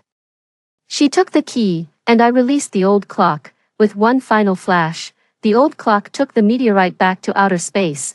It once saved a wealthy man's life, and now it has returned the meteorite to outer space, saving the world. It's over, everything is over. Apocalypse and hell on earth are gone. I felt a silent gratitude, and Molly smiled too. It's gone home. What? I looked at her, puzzled. Never mind, let's head back. With our task completed, it was time to set sail for home. We returned to our neighborhood where people were still hurriedly preparing for the apocalypse. Uncle Tom was still stockpiling food. Aunt Lily was shopping fervently. The only constant was their smiles, which diminished day by day. Seeing this, Molly chatted with me. Do you know why they haven't been assimilated? They only survived the apocalypse for a few days. The survival of the fittest doesn't really apply to our lives. Fortunately, it's all over now. People will forever be happy. Molly and I exchanged a knowing smile. The apocalypse would never return. Later, on my birthday, the people in the neighborhood each gave me a gift. Having learned the value of life through the apocalypse, I knew the apocalypse would not return, but they didn't know that I wouldn't turn into a zombie in the future. They cared for me in their own way. It was unexpectedly heartwarming. As time drew closer, everyone occasionally couldn't control their emotions and would start sobbing. A year later, everyone closed their doors and windows, gazing out with solemn expressions, waiting for the apocalypse to arrive. As time passed, there were no zombies, no screams, and they all went online to find calm seas. Day by day, the tension built. First one day, then two, until 10 days had passed. Finally, someone couldn't bear it any longer. They flung open the door and ran outside, shouting into the open air. Shouts filled with hopes for the future and the despair of the past, from inside the house. Responses echoed, one after another, rising from soft to loud, from children to the elderly.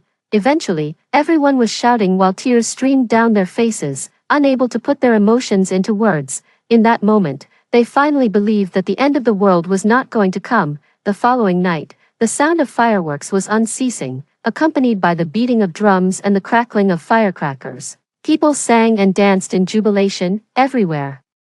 There were loud and wild noises. It was as lively as the New Year celebrations. A passerby casually asked why it was so lively. I replied, with 5G, the internet is so fast it feels like the new year has come early. A passerby, 22, do you think they'll regret it, having made all those preparations and then the apocalypse didn't come? I chatted with Molly. Why would they regret? Living a simple life is the greatest happiness. That's true, having survived what seemed like the end times before. As long as one could live safely, people cared less about material things. I never planned to recreate the apocalypse. I just wanted to know what a life without constant internal competition would look like. I know.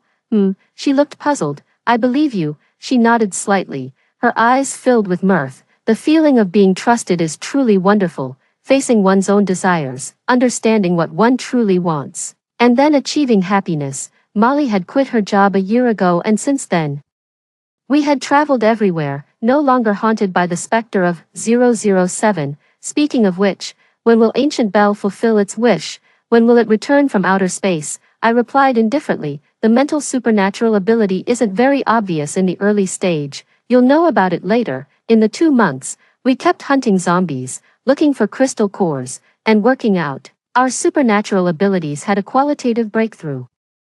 My supernatural ability broke through to the middle stage of the 3rd rank. Aaron's was in the later stage of the 2nd rank, Carter's was in the early stage of the 2nd rank, and Benjamin's was in the later stage of the 2nd rank. At this time, I didn't tell them about the spiritual spring in the space. However, I mixed the water of the spiritual spring into the water and let them drink it. Otherwise, how could they break through so quickly? They were often shocked by the freshness of the ingredients, but they tacitly didn't ask anything. On National Day in the 3rd month of the apocalypse, I was so heartbroken that I took everything from the beautifully decorated apartment and left nothing behind. Then, I drove with them to City E.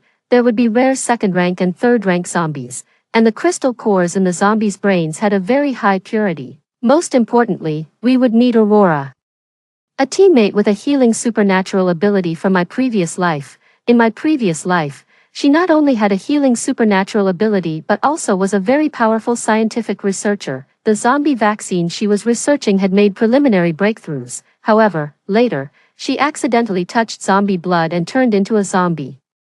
We drove to a 5-star hotel in City E. There were densely packed zombies around the hotel. More than a dozen supernatural ability users were struggling to resist the zombies.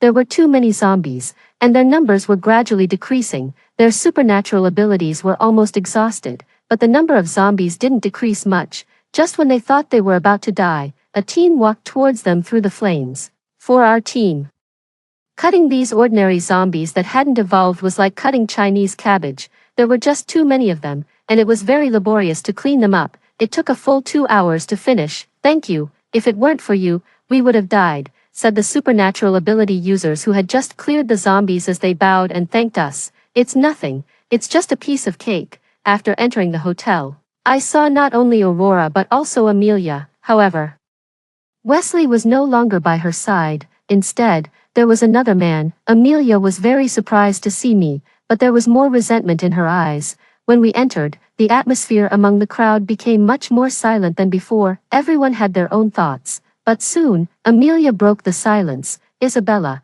what a coincidence. I didn't expect to meet you here, she said, pretending to be surprised. She walked up to me with small steps and stretched out her hand to hug me. I sidestepped to avoid her. Get lost. What the hell is your attitude? Amelia's boyfriend frowned. She ran back to her boyfriend with a wronged expression and said in a coquettish voice, "It's okay, maybe my friend is in a bad mood and didn't mean to be mean to me." "Who's your friend?" "I won't be friends with a bitch who steals someone else's boyfriend," I said. "I didn't," Amelia replied with tears in her eyes. Right. You're the most wronged person in the world," Aaron interjected. After this commotion, there were some voices, but it eventually turned into an argument. The content of the argument was that a group of people were morally pressuring one person. "Student Wang, since you have a spatial supernatural ability and there's food in it, why can't you share it with us?" Amelia said. "We should help each other in the apocalypse." Yeah, a group of people shamelessly echoed Amelia's words. Aurora lowered her head and didn't interject. She thought that it was someone else's own thing. why should they share it when they couldn't even eat enough themselves? But with so many people around, as a girl who didn't have the strength to protect herself, she didn't say anything. If you want to be a good person so much, find supplies and distribute them yourself, Carter said, frowning at their behavior. I don't have any supplies. If I did, I would definitely share them with everyone. Amelia said with tears in her eyes when someone refuted her. Amelia, don't you have a spatial ring? Why are you saying you don't have any supplies? I said. A group of people all looked at Amelia. Amelia's face turned red. We haven't met since the zombie outbreak. Don't slander me. Amelia panicked. She couldn't figure out how I knew about the spatial ring she exchanged from the system. Of course, I didn't know. I was just bluffing her. Seeing her expression, I was sure of my guess, after all. In my previous life, I had never seen her wear such a ring. It was very likely that she didn't get my spatial bracelet and exchanged for a spatial ring from the system. You told me so yourself, Amelia, don't you remember? Amelia stared at me and warned, Isabella, stop talking nonsense. Do you have any evidence that I have a spatial ring? I raised my chin. Isn't that ring on your hand the spatial ring? Amelia's mind was racing, but she quickly calmed down. This ring was bound. And only she could open it. Then she raised her right hand confidently. This is just an ordinary ring. Seeing what Amelia was thinking, I explained, a spatial ring can't only be opened by its owner. A mental supernatural ability can also remove the inhibition on it. Amelia obviously didn't believe me. I said it's just an ordinary ring. Benjamin lifted the half-frame glasses on his nose with his fingertips and said, I'm a mental supernatural ability user. Let me try, and we'll know. Why should I give it to you? It's my thing, Amelia said weakly. Erin dug her ears and was very impatient. Because you vowed that we should share the supplies, and you happen to have supplies in your ring. I don't have any supplies, Amelia said as she threw herself into her boyfriend's arms, looking very wronged. The man hesitated for a while and finally said heartlessly, why don't you give the ring to them to check? Even you don't believe me, fine, then I'll leave.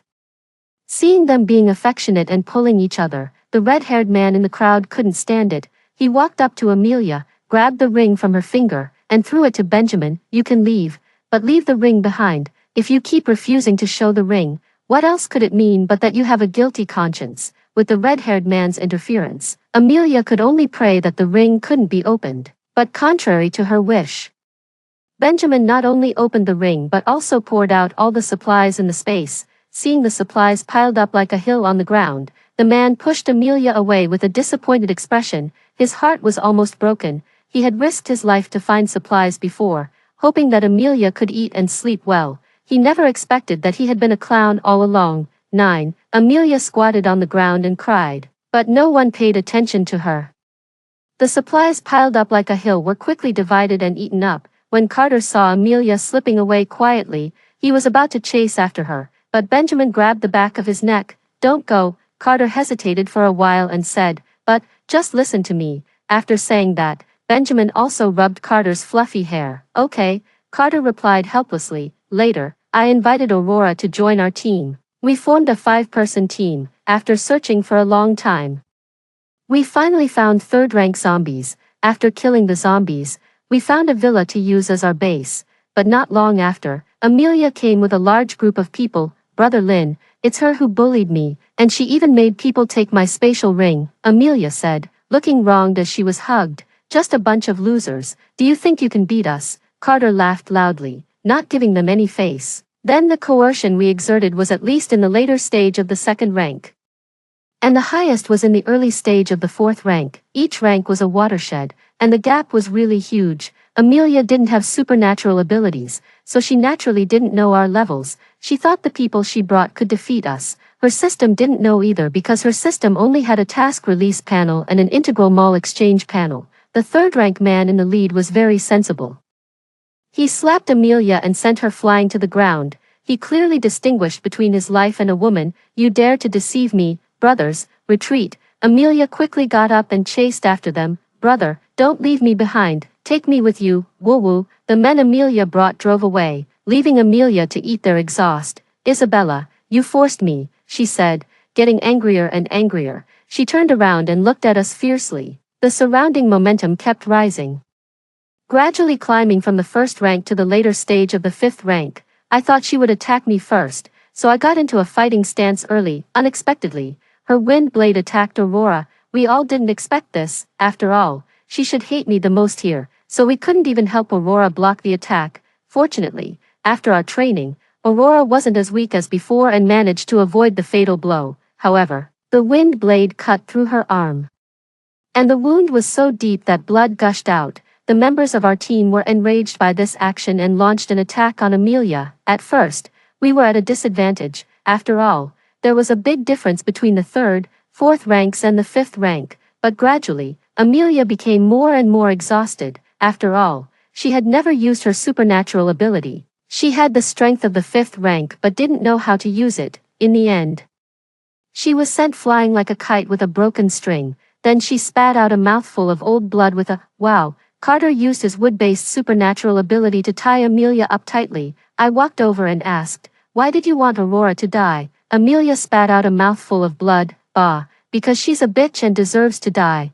I took a hammer from the space and smashed her bones little by little. "I think you haven't figured out your position yet." "Aw, the space, it's the space.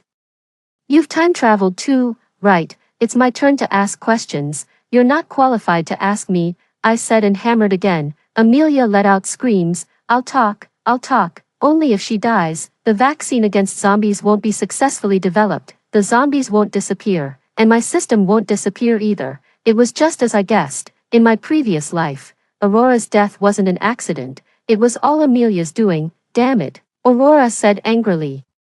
She snatched the hammer from my hand and knocked Amelia unconscious with one hammer. She scratched her head awkwardly. "I didn't expect her to be so weak," she said. "Baby, let's go home. Stop making trouble." "However, Captain, don't be angry. I'll heal her right away." 10. Amelia was awakened by the aroma of the hot pot. The boiling butter soup mixed with various vegetables and fresh meat gave off a strong fragrance, making her mouth water.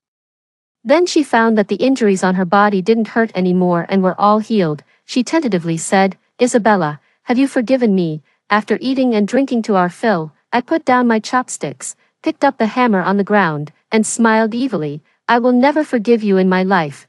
There were continuous sounds of Amelia begging for mercy in the villa. At first, she shouted loudly, but gradually her voice weakened until there was no sound.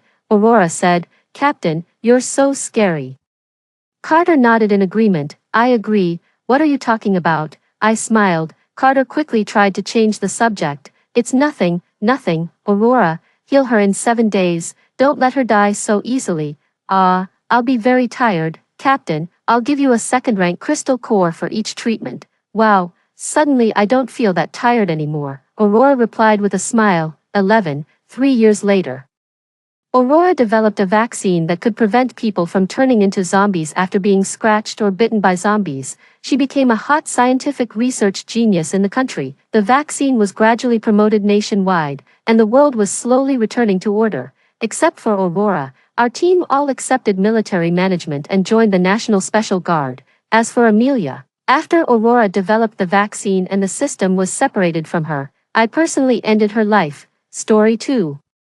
Amid a global heatwave, my husband insisted on boosting his ex-girlfriend's sales by dragging the entire family into a 7-day desert tour. Unexpectedly, temperatures soared above 80 degrees as soon as we landed, trapping everyone in the guest house without water or electricity for days. Desperate, I ventured out to find water for my son and husband but was locked out upon my return.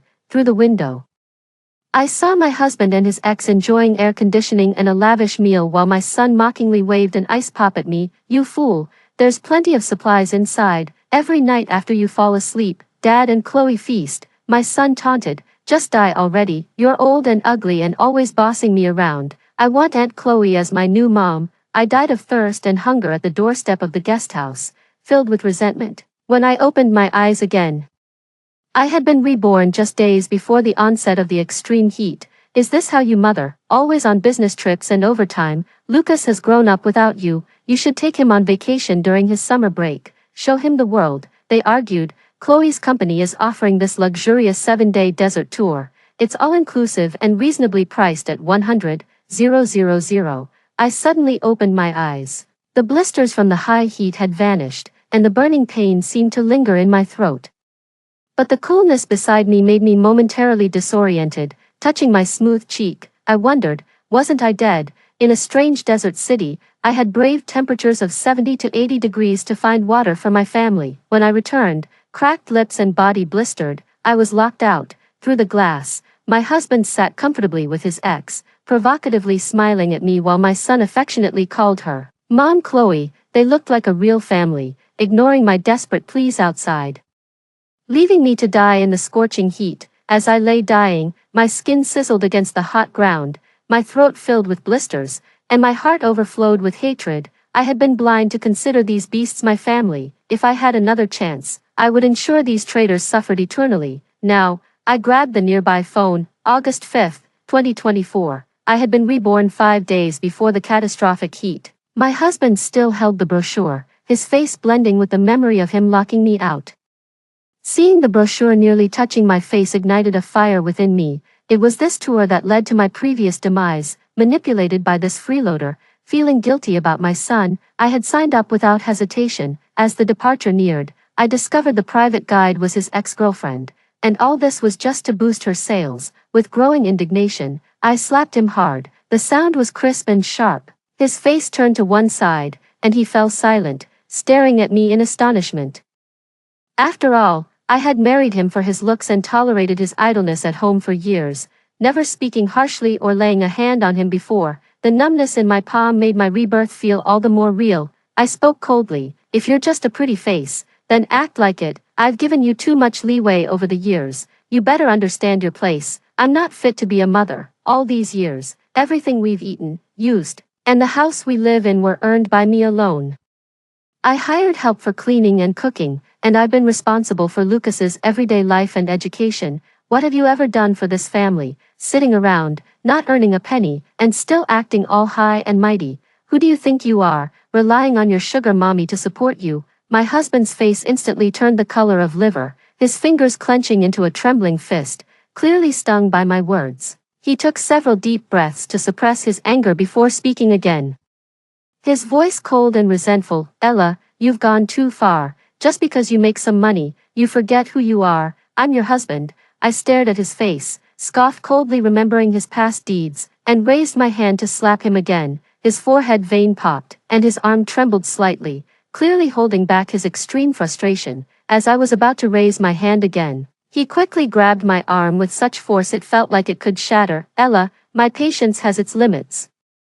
Don't force me to hit a woman. I gritted my teeth against the pain in my arm, stubbornly meeting his gaze. Despite experiencing betrayal in a past life, seeing only resentment and hatred in the eyes of the man I once loved deeply sent chills through my heart. The standoff was broken by our son's piercing scream as he rushed out and shoved me hard. Caught off guard, I slammed my back harshly against the edge of the table, gasping in pain. Our 6-year-old son, strong as a little bull, stood in front of his father, looking at me with disdain and anger. How dare you hit Dad? He's the man of the house, the real man. If it weren't for Dad, no one would want an old and ugly woman like you even if you threw yourself at them. Dad, you should divorce this evil woman. I want Aunt Chloe to be my mom. The room fell silent instantly. My husband moved to cover our son's mouth, but he broke free, looking at me deliberately. He said, Chloe is beautiful and kind. You're old and ugly and always nagging me. Why don't you just die? My heart jolted, and a cold sweat broke out on my back. This was something my son had said in a past life too. It seemed he had harbored these thoughts for so long. My son, whom I had doted on and taught with all my heart, had always harbored such hatred for me. I had thought since he was the child I bore after 10 months of pregnancy, if possible, I still wanted to give him a chance to lead him back to the right path. But now, seeing the hatred in his eyes, the last bit of softness in my heart dissolved. This child, like his father, was cold, arrogant, and cruel to the core. I looked coldly at the two of them, a plan forming in my mind. Heaven had given me a chance to start over, and I was determined to make them pay back everything they owed me and then let them descend into hell with nothing. Ella, don't listen to the nonsense of our son. Chloe is just my ex-girlfriend. There's nothing between us anymore. My husband stammered, trying to explain, but I stopped him with a raised hand. I composed myself and spoke calmly. I was too emotional just now. You make some sense. Lucas is growing up and indeed should see more of the world. My husband choked up, his expression a mix of confusion and wariness. Given my usual demeanor, he had expected an intense interrogation, not this sudden ceasefire. Pretending as if nothing had happened, I calmly took the travel brochure, followed the instructions to enter the official website, and quickly scanned the itinerary. This accommodation is too poor for a trip. If we're traveling, we should choose a higher class place. Only with good rest can we enjoy exploring. I patted my son's head and upgraded our accommodations to the most expensive presidential suite at a 5-star hotel, then confirmed the selection. If we're staying in the best available. Father and son exchanged looks, their faces unable to hide their surprise. I couldn't help but smile genuinely. In my past life, this hotel faced severe shortages. It ran out of water and electricity on the very day of the apocalypse. That must have been quite the first surprise for the father and son duo. However, when it came to paying, I hesitated for a long while. My husband urged me from the side, but I just tapped my head in frustration. I've recently invested all my funds into a new project at the company and can't withdraw them right now. Maybe you could cover it for now, dear. I had previously given him a considerable sum of money, worried he wouldn't manage well at home, and on top of that, buying him designer clothes and shoes every now and then, totaling several $100,000. He had more than enough to cover the travel group's expenses. But my husband's enthusiasm died down instantly, and he started to mumble excuses. Actually, Lucas is still very young. He won't remember anything from the trip. Maybe we should just not go. I sneered internally. In my past life, he had no problem using my money to help his ex-girlfriend meet her sales targets without batting an eye. But now when it was his turn, he started making all sorts of excuses. Lucas's excited little face immediately fell, and he began to throw a tantrum. I want to go. I want to go. It was the perfect moment for me to add fuel to the fire. As parents, aren't we earning money just to spend it on our children? Childhood is so fleeting. The words I had just spoken seemed to circle back and sting me, leaving my husband speechless. But even to maintain his image in our child's eyes, he reluctantly agreed to pay. The payment notification chimed. My husband's face looked worse than if he had swallowed a live fly. Since it was a privately customized tour, I didn't want these nuisances affecting my plans. I immediately called to confirm our departure for that evening. After hanging up, I dragged my husband and child to the supermarket under the guise of shopping for the trip, but in reality, I was preparing for a high-temperature apocalypse. Going against my usual thrifty nature, I bought almost everything I saw, regardless of the cost. Change of clothes, towels, toilet paper, soap, shampoo, an inflatable pool, a waterbed, and camping gear in all sizes, enough to last for years. Even a small drone. I didn't intend to let them take any of these items, but I had my husband pay for everything. With each swipe of the card, his face grew darker. I didn't really care about the money in his hands. Seeing him in pain was just slightly comforting to me. Moreover, I completely avoided the food and beverage section, telling them to save their appetites for the local delicacies. I didn't buy even a single pack of instant noodles or a bottle of water, but that still wasn't enough. On the way home, I casually brought up another topic. Honey, our villa is too far from the school, and it's only in my name. I'm thinking of getting a school district house and putting all 3 of our names on it this time. What do you think? My husband's eyes flickered, and he nodded almost without hesitation. I chuckled internally, knowing he had been eyeing the house for a long time, sweet-talking me into making it a joint property. I threw out the bait, and he took it immediately, worried that I might change my mind. He contacted a real estate agent on the spot, and we spent the remaining half-day looking at houses. I didn't approve any until we saw a top-floor, large apartment, to which I immediately agreed, this time, before I could even speak.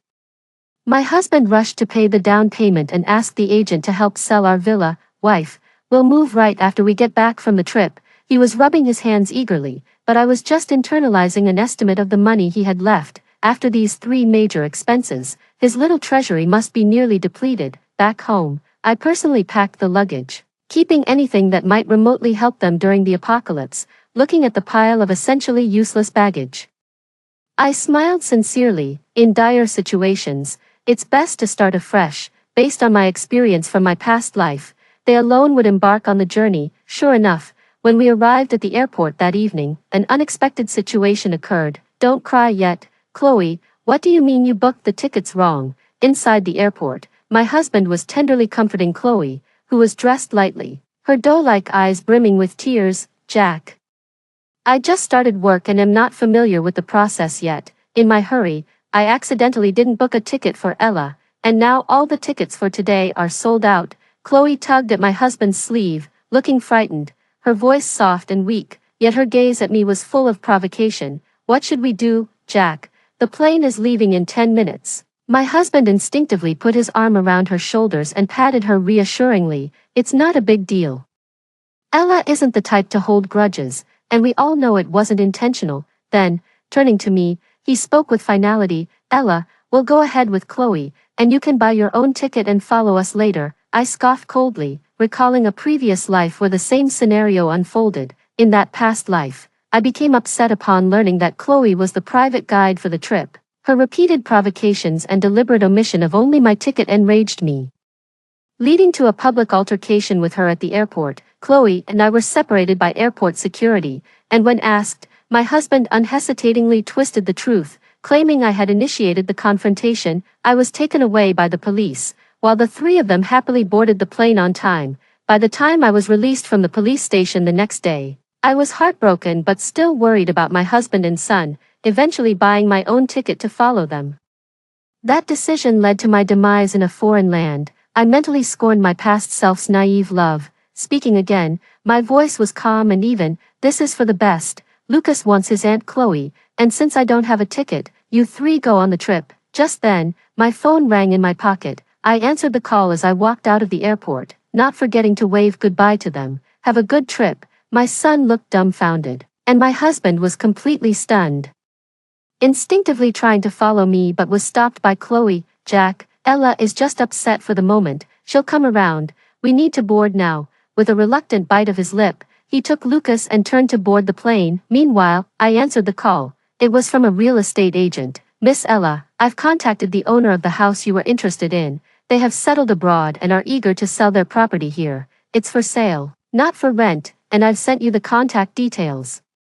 Great, I replied, excitement stirring within me. In my previous life, I had considered buying that villa but decided against it due to its remote location, opting instead for a more expensive house in the city center. The suburban villa, nestled between mountains and sea, naturally maintained a cooler temperature. It had 3 floors above and below ground, and inexplicably, the original owner had drilled a natural well in the basement. In a high-temperature apocalypse, that would be an endless water source. Dying, I had longed for that villa, so upon my rebirth, I immediately contacted the agent, who quickly managed to get in touch with the owner. Containing my excitement, I remembered something else and spoke to the agent. Also, please help me sell the villa I'm currently living in these next few days. It can be sold below market price but must be a full cash payment. To prevent any unforeseen complications, I calculated the time difference.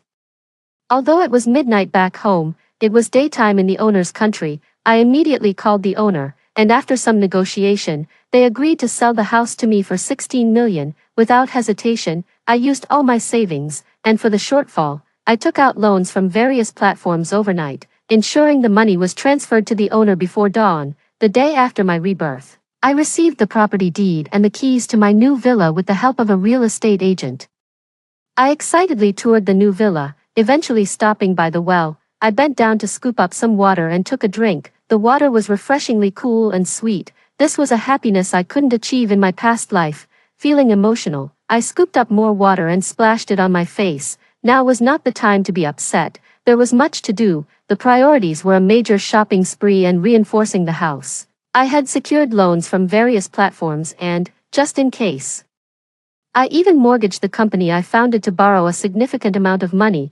The villa was already fully furnished with bulletproof windows and doors. Given the extreme heat of the impending apocalypse, most people would be too drained to leave their homes, so I wasn't worried about security. The main plan was to stay underground, so I didn't bother with the decor of the 3 upper floors.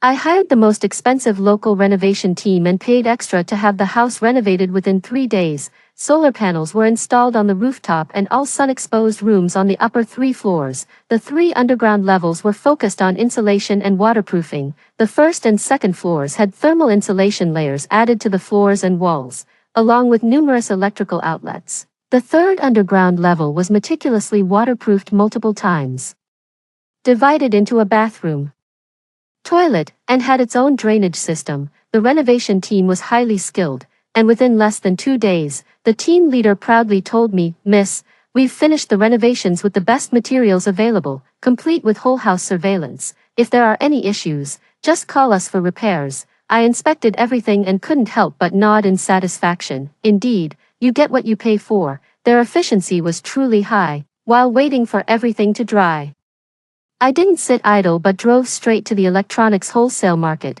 I bought 6 air conditioners, installing 2 on each level of the basement, 20 air cooler fans, and a total of 100 fans of various sizes and powers, 40 refrigerators and freezers, which could be used as makeshift air conditioning in case of a power outage, 5 large ice-making machines, 50 each of outdoor mobile power sources and high-capacity power banks, 5 pedal power generators, 2 sets each of solar and electric water heaters, 3 high-power, quiet generators, 10 battery banks, transformers, and stabilizers, various power strips, 10 each of the latest models of smartphones, computers, and tablets, which I had the clerk fill with novels, TV series, anime, and comics. Due to the large quantity of my purchases, the clerk even threw in some small appliances, ovens, air fryers, microwaves, rice cookers, soy milk makers, bread makers, yogurt makers, and sprout growers.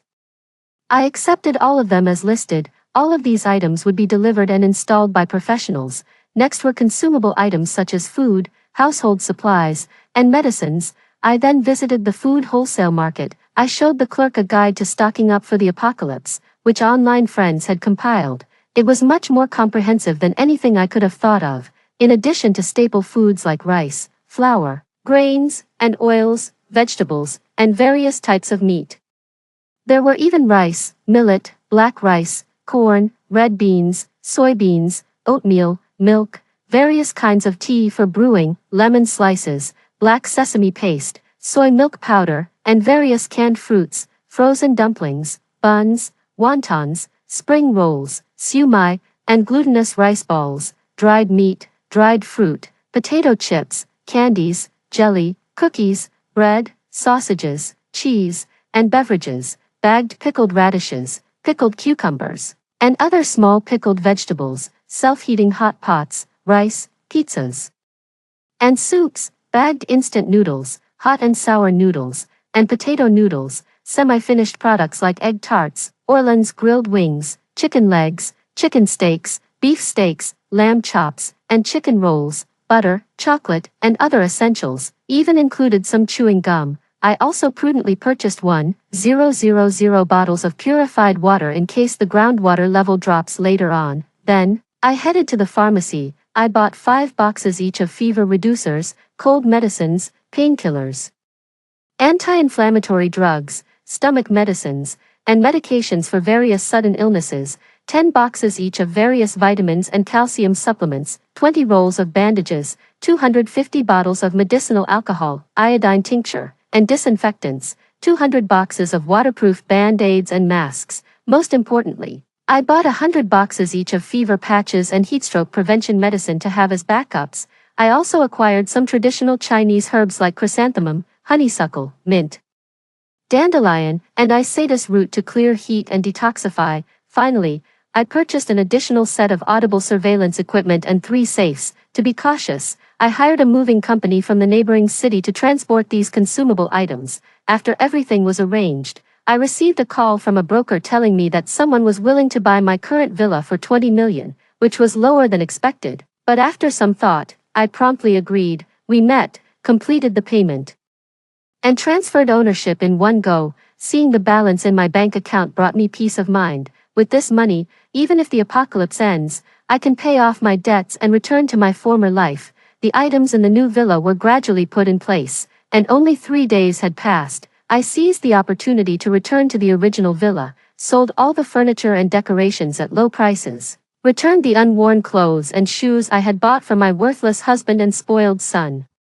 and donated everything else that had been used. In the end, the empty house was left with nothing but the full house surveillance and a kitchen knife intentionally hidden behind the kitchen door. I didn't leave even a grain of rice or a needle and thread. After double-checking everything, I locked the door with satisfaction. With 2 days left until the apocalypse, the temperature was already rising, And I wiped the sweat from my brow and took several big gulps from my water bottle.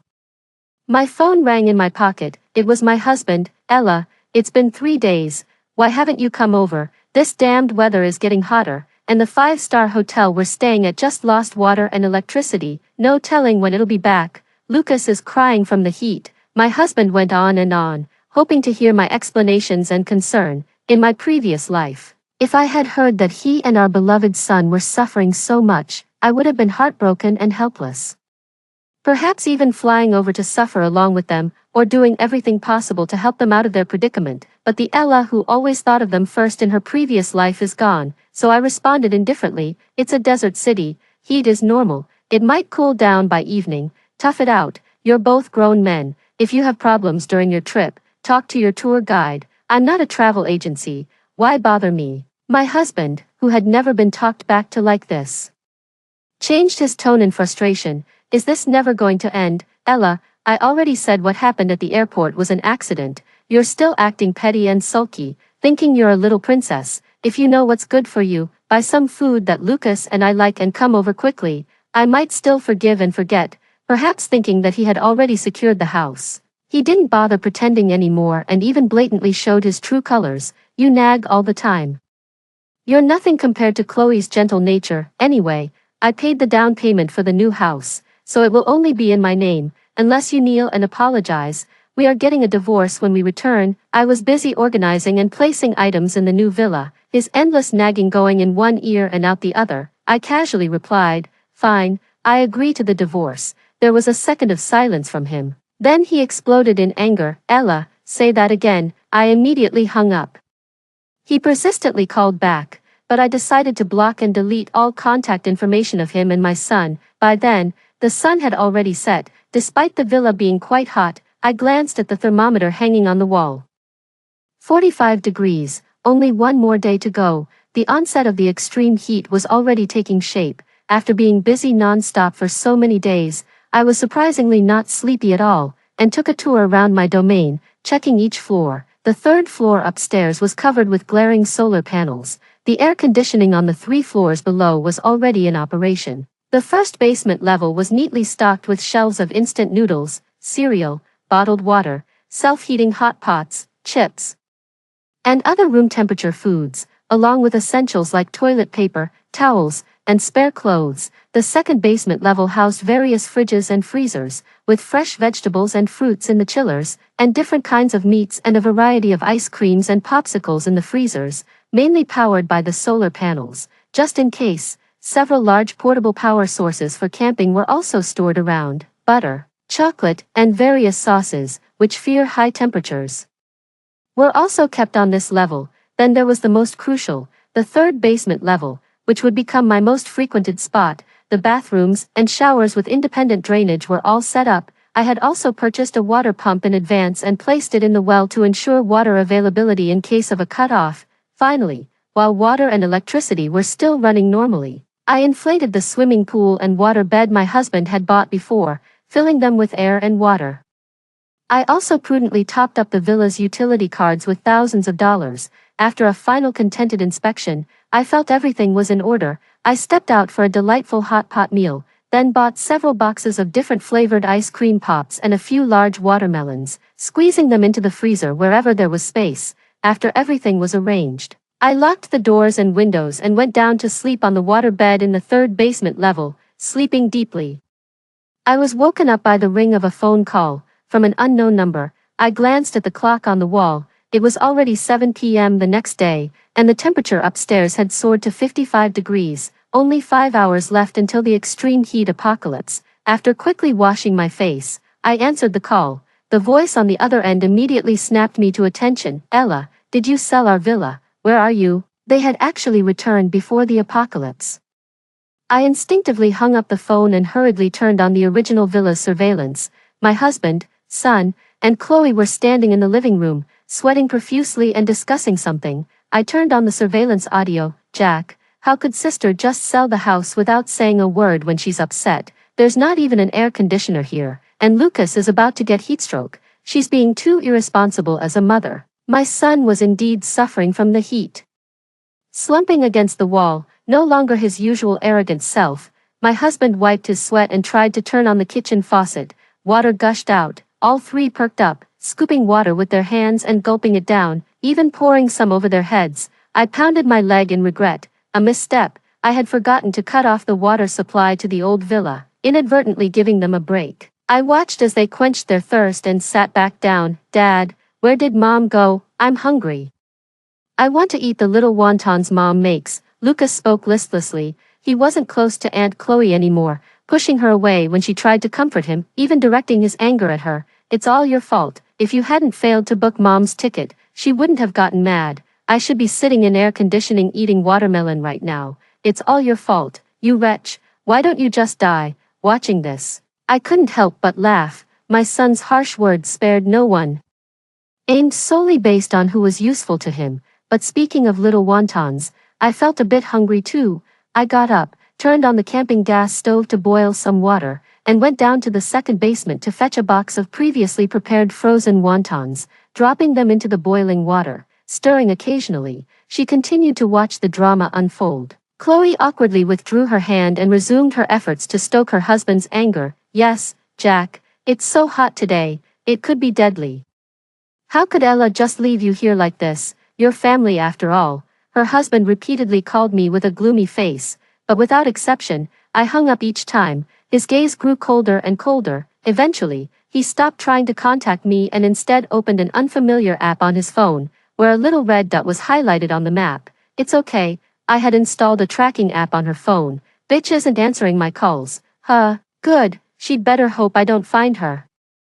A chill ran up my spine, sending shivers through me. In 4 hours, a severe heat apocalypse would arrive, bringing with it a massive storm. The steaming heat from the ground mixed with moisture would make breathing difficult, and the temperature would instantly soar to a terrifying 80 degrees. If I could just hold out until then, I would be safe. The dumplings were ready, plump and round, floating to the surface. I served them in a bowl, adding shrimp skins, kelp, and sesame oil, and took a delightful sip of the soup that was so delicious it made my tongue tangle. After a moment's consideration, I took the initiative to call my husband while eating. Jack, calm down, let's talk. But the person on the other end had clearly lost his senses due to the heat and the fact that I wanted to abandon them. He refused to communicate and just stared red-eyed towards the direction of the monitor, taking a few steps closer.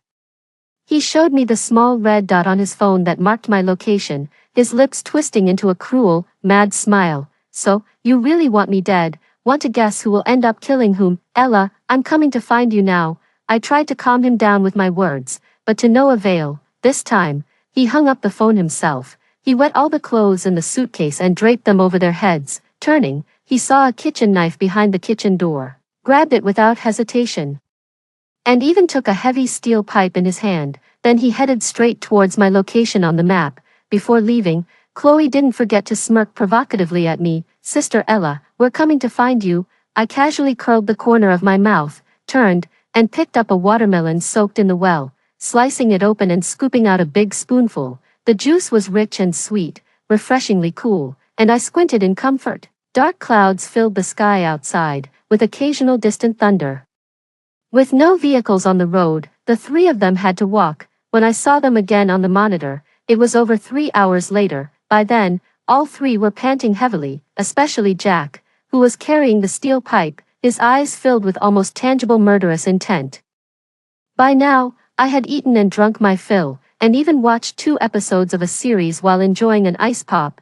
The elevator was still operating. When they reached the villa's front door, they started banging loudly. Ella, come out and open the door, Jack demanded. Lucas and Chloe, following behind him, were completely frightened by his crazed demeanor. Hearing no response, Jack grew more agitated and began smashing the door forcefully with the steel pipe, blow after blow. After about 15 minutes, the door began to dent. I dropped the empty ice cream box, turned on the monitor, and yelled anxiously, "Stop smashing, stop, I'll tell you the password." Finally, Jack stopped. I watched the clock, starting to stall, haggle, and negotiate with them. With just 1 minute left, perhaps seeing victory in sight, I truly faltered, thinking of quickly getting inside to enjoy the air conditioning. They repeatedly assured me that they wouldn't harm me and readily agreed to all the conditions I proposed. Eventually, I gave in and told them the password. With a click, the door lock opened, yet, Jack suddenly erupted, his face contorted with rage as he swung a kitchen knife towards where he anticipated I might be standing behind the door. Die, bitch. As the rain poured down outside, the knife clattered to the ground. Jack, stunned, stared at the empty luxury apartment. On the dusty living room floor lay my old cell phone. The three of them stood frozen, bewildered, while I, watching from the surveillance end, couldn't help but burst into laughter. Having lived another life, I was naturally extremely cautious. They had merely moved from one empty house to another, even more inhospitable. With the arrival of the high-temperature apocalypse, the scoundrels and vile women were also in place. My game was finally about to begin. Jack and the others were now in the penthouse that we had agreed to purchase before our trip, just outside the door. A ladder led up to the rooftop terrace. After paying the deposit, the agent had given us the keys and the utilities details. During the renovations, I had the place soundproofed and installed full house surveillance. There were no food supplies inside, and their phones had overheated and shut down during their journey here. The temperature had risen to a point where they couldn't venture out again. The rooftop was already hot. And now whether these three survived depended on whether I was willing to recharge their electricity and throw them some food. Realizing the situation, Jack began cursing loudly, calling me heartless and vowing to find and kill me. I picked up a big bag of cucumber-flavored chips and listened with relish as I ate, but soon, he ran out of energy, with the temperature nearing 80 degrees. The top floor without water or electricity made breathing feel like sparking flames. Not turning on the air conditioning was literally a matter of life and death, so, he wisely stopped cursing, adopting a pleading tone in hopes of invoking my mercy. Ella, after all these years together, you can't do this to me. Weren't you the one who loved me the most? We have a child together. You love him more than anything, don't you? Look at him. Look at our Lucas. Seeing his facile and ugly pleading made me lose my appetite, wiping the crumbs off my hands. I turned on the surveillance microphone again. Tell me a few things I don't know, and if I'm pleased, maybe I'll add some credit to your electricity. The three on the floor perked up, then looked uneasy. Chloe was the first to break. Starting off, your plane ticket at the airport was intentionally left unbooked by me. I wanted to see you humiliated in public and then enjoy a getaway with Jack. I scoffed lightly. I knew that. Not just me, Jack was also well aware. Chloe smiled awkwardly. Then Lucas spoke, his lips trembling. Mom, that big deal you were working on, Dad intentionally sabotaged it. He said he couldn't stand seeing you so arrogant, told me to disrupt the meeting and publicly call you a whore, a mistress to many. He thought if your reputation was ruined, he could further kick you while you were down, and then you'd be more compliant in giving us money. His words were cut off by a slap from Jack. Jack's face turned red as he glared at him, signaling him to shut up.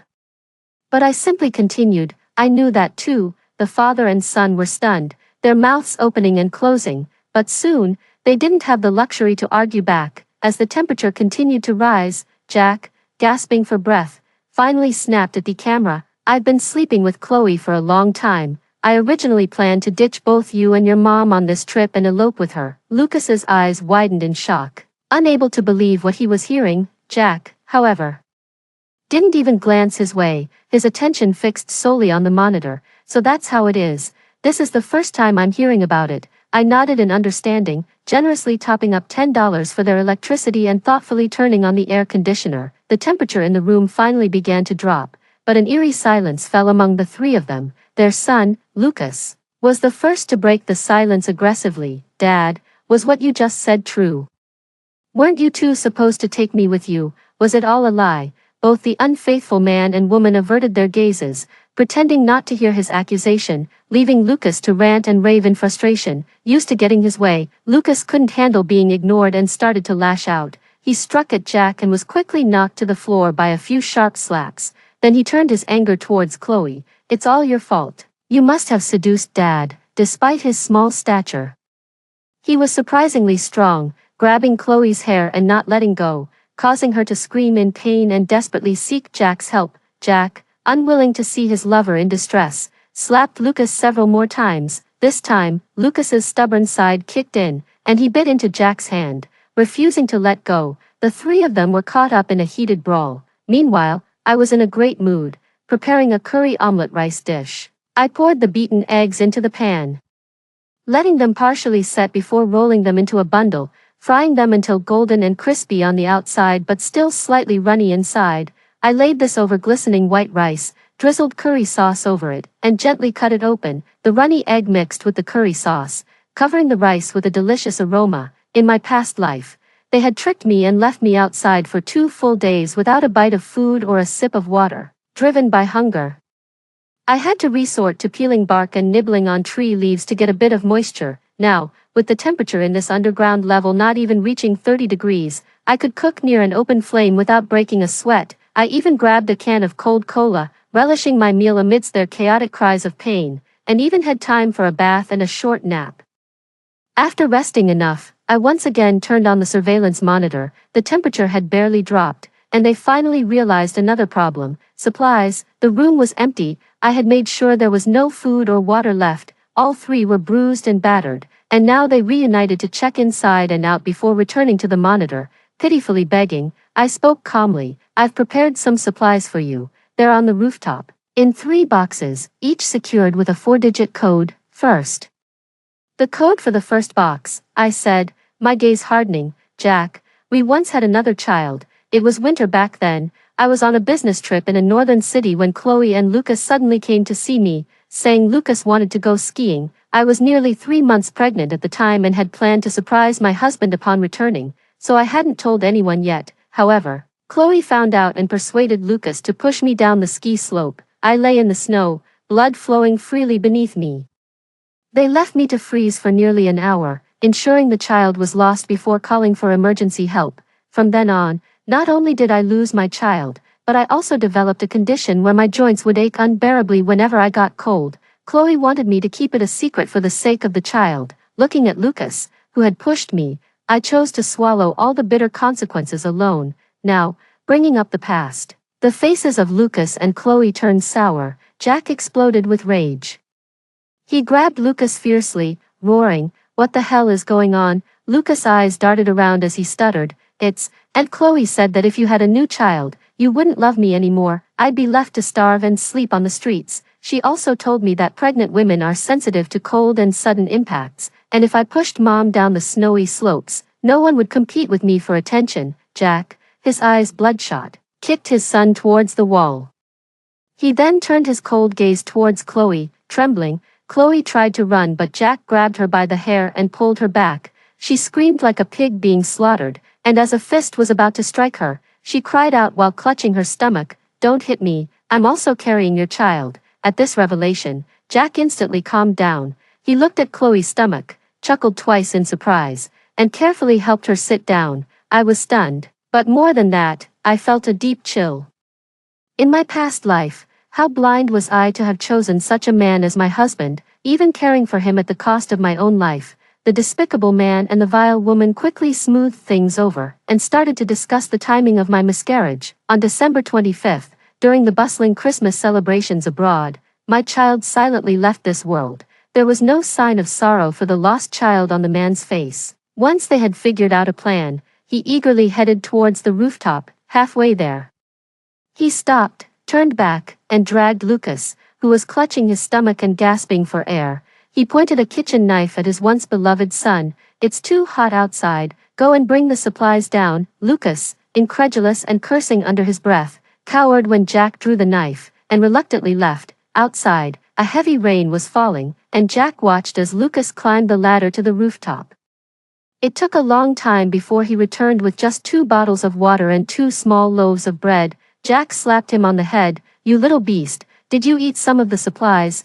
Why so little?" "Soaked through," Lucas gasped and held his face, defending himself. "I checked, there were only these in the first box, and the boxes were welded to the ground. I couldn't move them." Jack snatched the food away, cursing. That evening, he and Chloe each had a bottle of water and a loaf of bread, while Lucas could only shiver wetly in a corner, with nothing. Watching this fatherly love from behind a screen, I couldn't help but laugh out loud, tears nearly falling. Lucas had once betrayed me, choosing his father over me, and now, it was his father who disregarded his life. I felt no pity. I went to cut a plate of fruit, enjoyed it on my cool waterbed while watching a show, and contentedly went to sleep. The next day, I checked the surveillance again. Lucas' cheeks were red, And he occasionally coughed, probably having caught a cold from the rain and wind.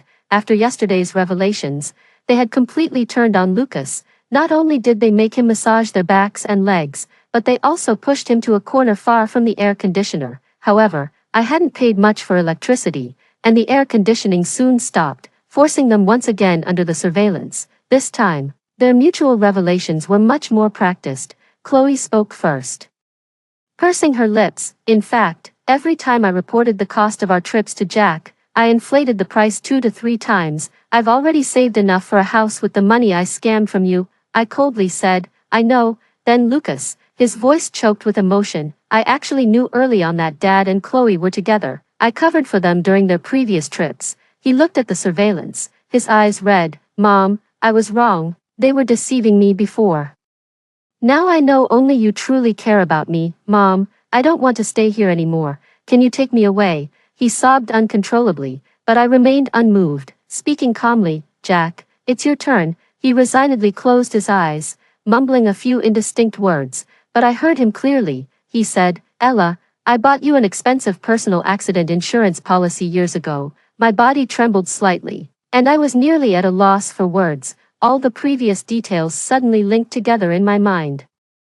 Jack abruptly stood up. 0813 Ella, the second group's password is 0813, right? I exhaled softly, my long-held suspicions finally resolved. Indeed, how could a villain forget the evil deeds they deliberately committed? 2 years ago, on August 13th, we went camping by a creek, and halfway there, we encountered Chloe. I waded into the creek to catch some small fish for my son. As I bent over, Chloe suddenly emerged and pushed my head underwater. Caught off guard, I choked on water, desperately struggling, but no match for Chloe's brute strength. When my consciousness began to blur, I vaguely saw Jack walking over with Lucas. Thinking I was saved, I reached out to them, but they just coldly stood by, not coming forward. It wasn't until another camper happened by that Chloe, fearing discovery, hastily let go, and I finally surfaced. Afterward, Chloe insisted she was just joking, and Jack claimed I had been mistaken, that he hadn't been near the creek at all. So they had bought insurance on me a long time ago. They indeed intended to drown me that day, a plan my own husband had orchestrated, while my own son just coldly observed. Touching my cheeks, I realized they were already wet with tears. Those who betray sincerity deserve severe punishment. They had it coming. I wiped my tears, yet I still topped up their electricity bill by $10 more. It wasn't time yet, I still had to endure. Growing impatient for my reply, Jack lost his patience. He kicked Lucas, sending him to the rooftop to fetch supplies. By then, the torrential rain had stopped, the sun was blinding, and the temperature soared to 85 degrees. Lucas took even longer than before to come down from the rooftop, almost completely dehydrated. We managed to open the second box, which contained only a bottle of water and a bag of small bread. Jack, as usual, snatched them immediately, his expression somewhat unpleasant. He stood at the door, consuming the water and bread without leaving a bite for the others. Chloe and Lucas were angry but dared not speak. At night, as usual, Lucas was forced to sleep in the corner farthest from the air conditioner. With such scant supplies, Jack and Chloe were already plotting to raid other apartments or, if necessary, target Lucas. Lucas hung his head as if unaware, but he clutched a small piece of paper tightly in his hand. I had left it in the second box, with only one sentence written on it. There's a bottle of bleach and a bottle of toilet cleaner in the toilet tank. Mixing them will produce toxic gas. Use in a sealed space can be lethal. Seeing Lucas's trembling body, I knew he was tempted. Sure enough, that night, after the two were asleep, Lucas stole a kitchen knife and a steel pipe, decisively mixing the two liquids in a basin and pushing it into the bedroom, then locking the door. Jack and Chloe had gone to sleep in the bedroom, where the air conditioning was stronger. In the completely sealed room, by the time they realized what was happening, it was too late. They had already inhaled a significant amount of the gas. Chloe, frail and weak, couldn't move at all. Desperate, she grabbed Jack's hand, begging him to save her, but he coldly shoved her away, poisoned in his bed. Jack could barely move, but he mustered his last bit of strength to kick open the door. Before he could catch his breath, Lucas, who was waiting at the door, struck his head with a cleaver. In pain, Jack clutched his head, trying to run outside, but Lucas mercilessly chased after him. slashing continuously. Ultimately, Jack didn't make it out the front door. Lucas hacked him to death right by it. I watched the tragedy unfold silently through the screen. These people had repeatedly attempted to take my life. Now, as they turned on each other like dogs, their fate was of their own making, and their deaths were of no consequence. I felt neither sorrow for them nor any sense of satisfaction. Once it was clear both were dead, Lucas dropped the cleaver, gasping heavily as he looked towards the direction of the surveillance camera, his eyes filled with sorrow. "Mom, I now understand why you did all this. I remember everything from my past life."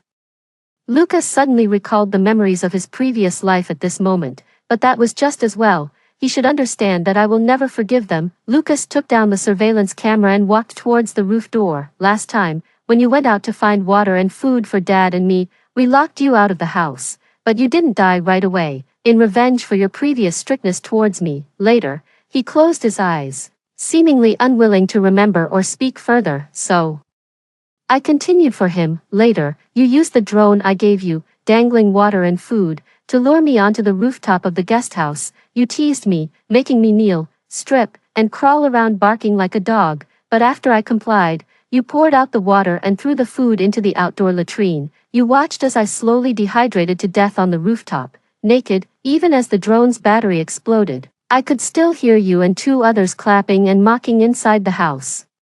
Lucas's lips trembled, his body bending more with each word I spoke. The rooftop before him overlapped with the platform from his previous life. He bent over, trembling so much he could hardly stand. "I'm sorry." His voice was so hoarse it was almost inaudible. I spoke faintly. "So, the code for the third box is the date of my death in my past life. Don't you want to see what's inside?" Trembling, he walked over and opened the box. Inside was a drone, identical to the one from his past life. He looked away as if burned, then forced himself to look back, squatting down to hold the drone in his arms. "Mom, you will never forgive me.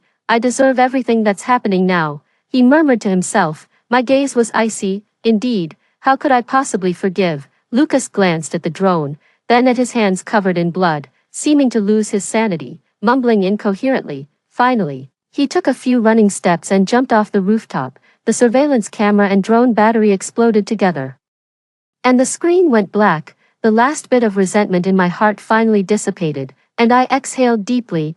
I touched the corner of my eye. There were no tears. Of course, I had cried all my tears in my past life. Afterward, I continued living normally in the basement, maintaining a regular routine, improving my cooking skills, and avidly reading to better myself. Having been given a second chance at life, I finally began learning how to love myself. A year later, the high-temperature apocalypse finally ended. With sufficient resources, my life was unaffected. The disaster killed countless people, and by the time order was restored and reconstruction began, the three evildoers were nothing but bones, leaving no evidence behind. I used the money I had to pay off all debts and actively participated in post-disaster reconstruction. I sold the large apartment at an unexpectedly stable price, with sufficient money and a better version of myself.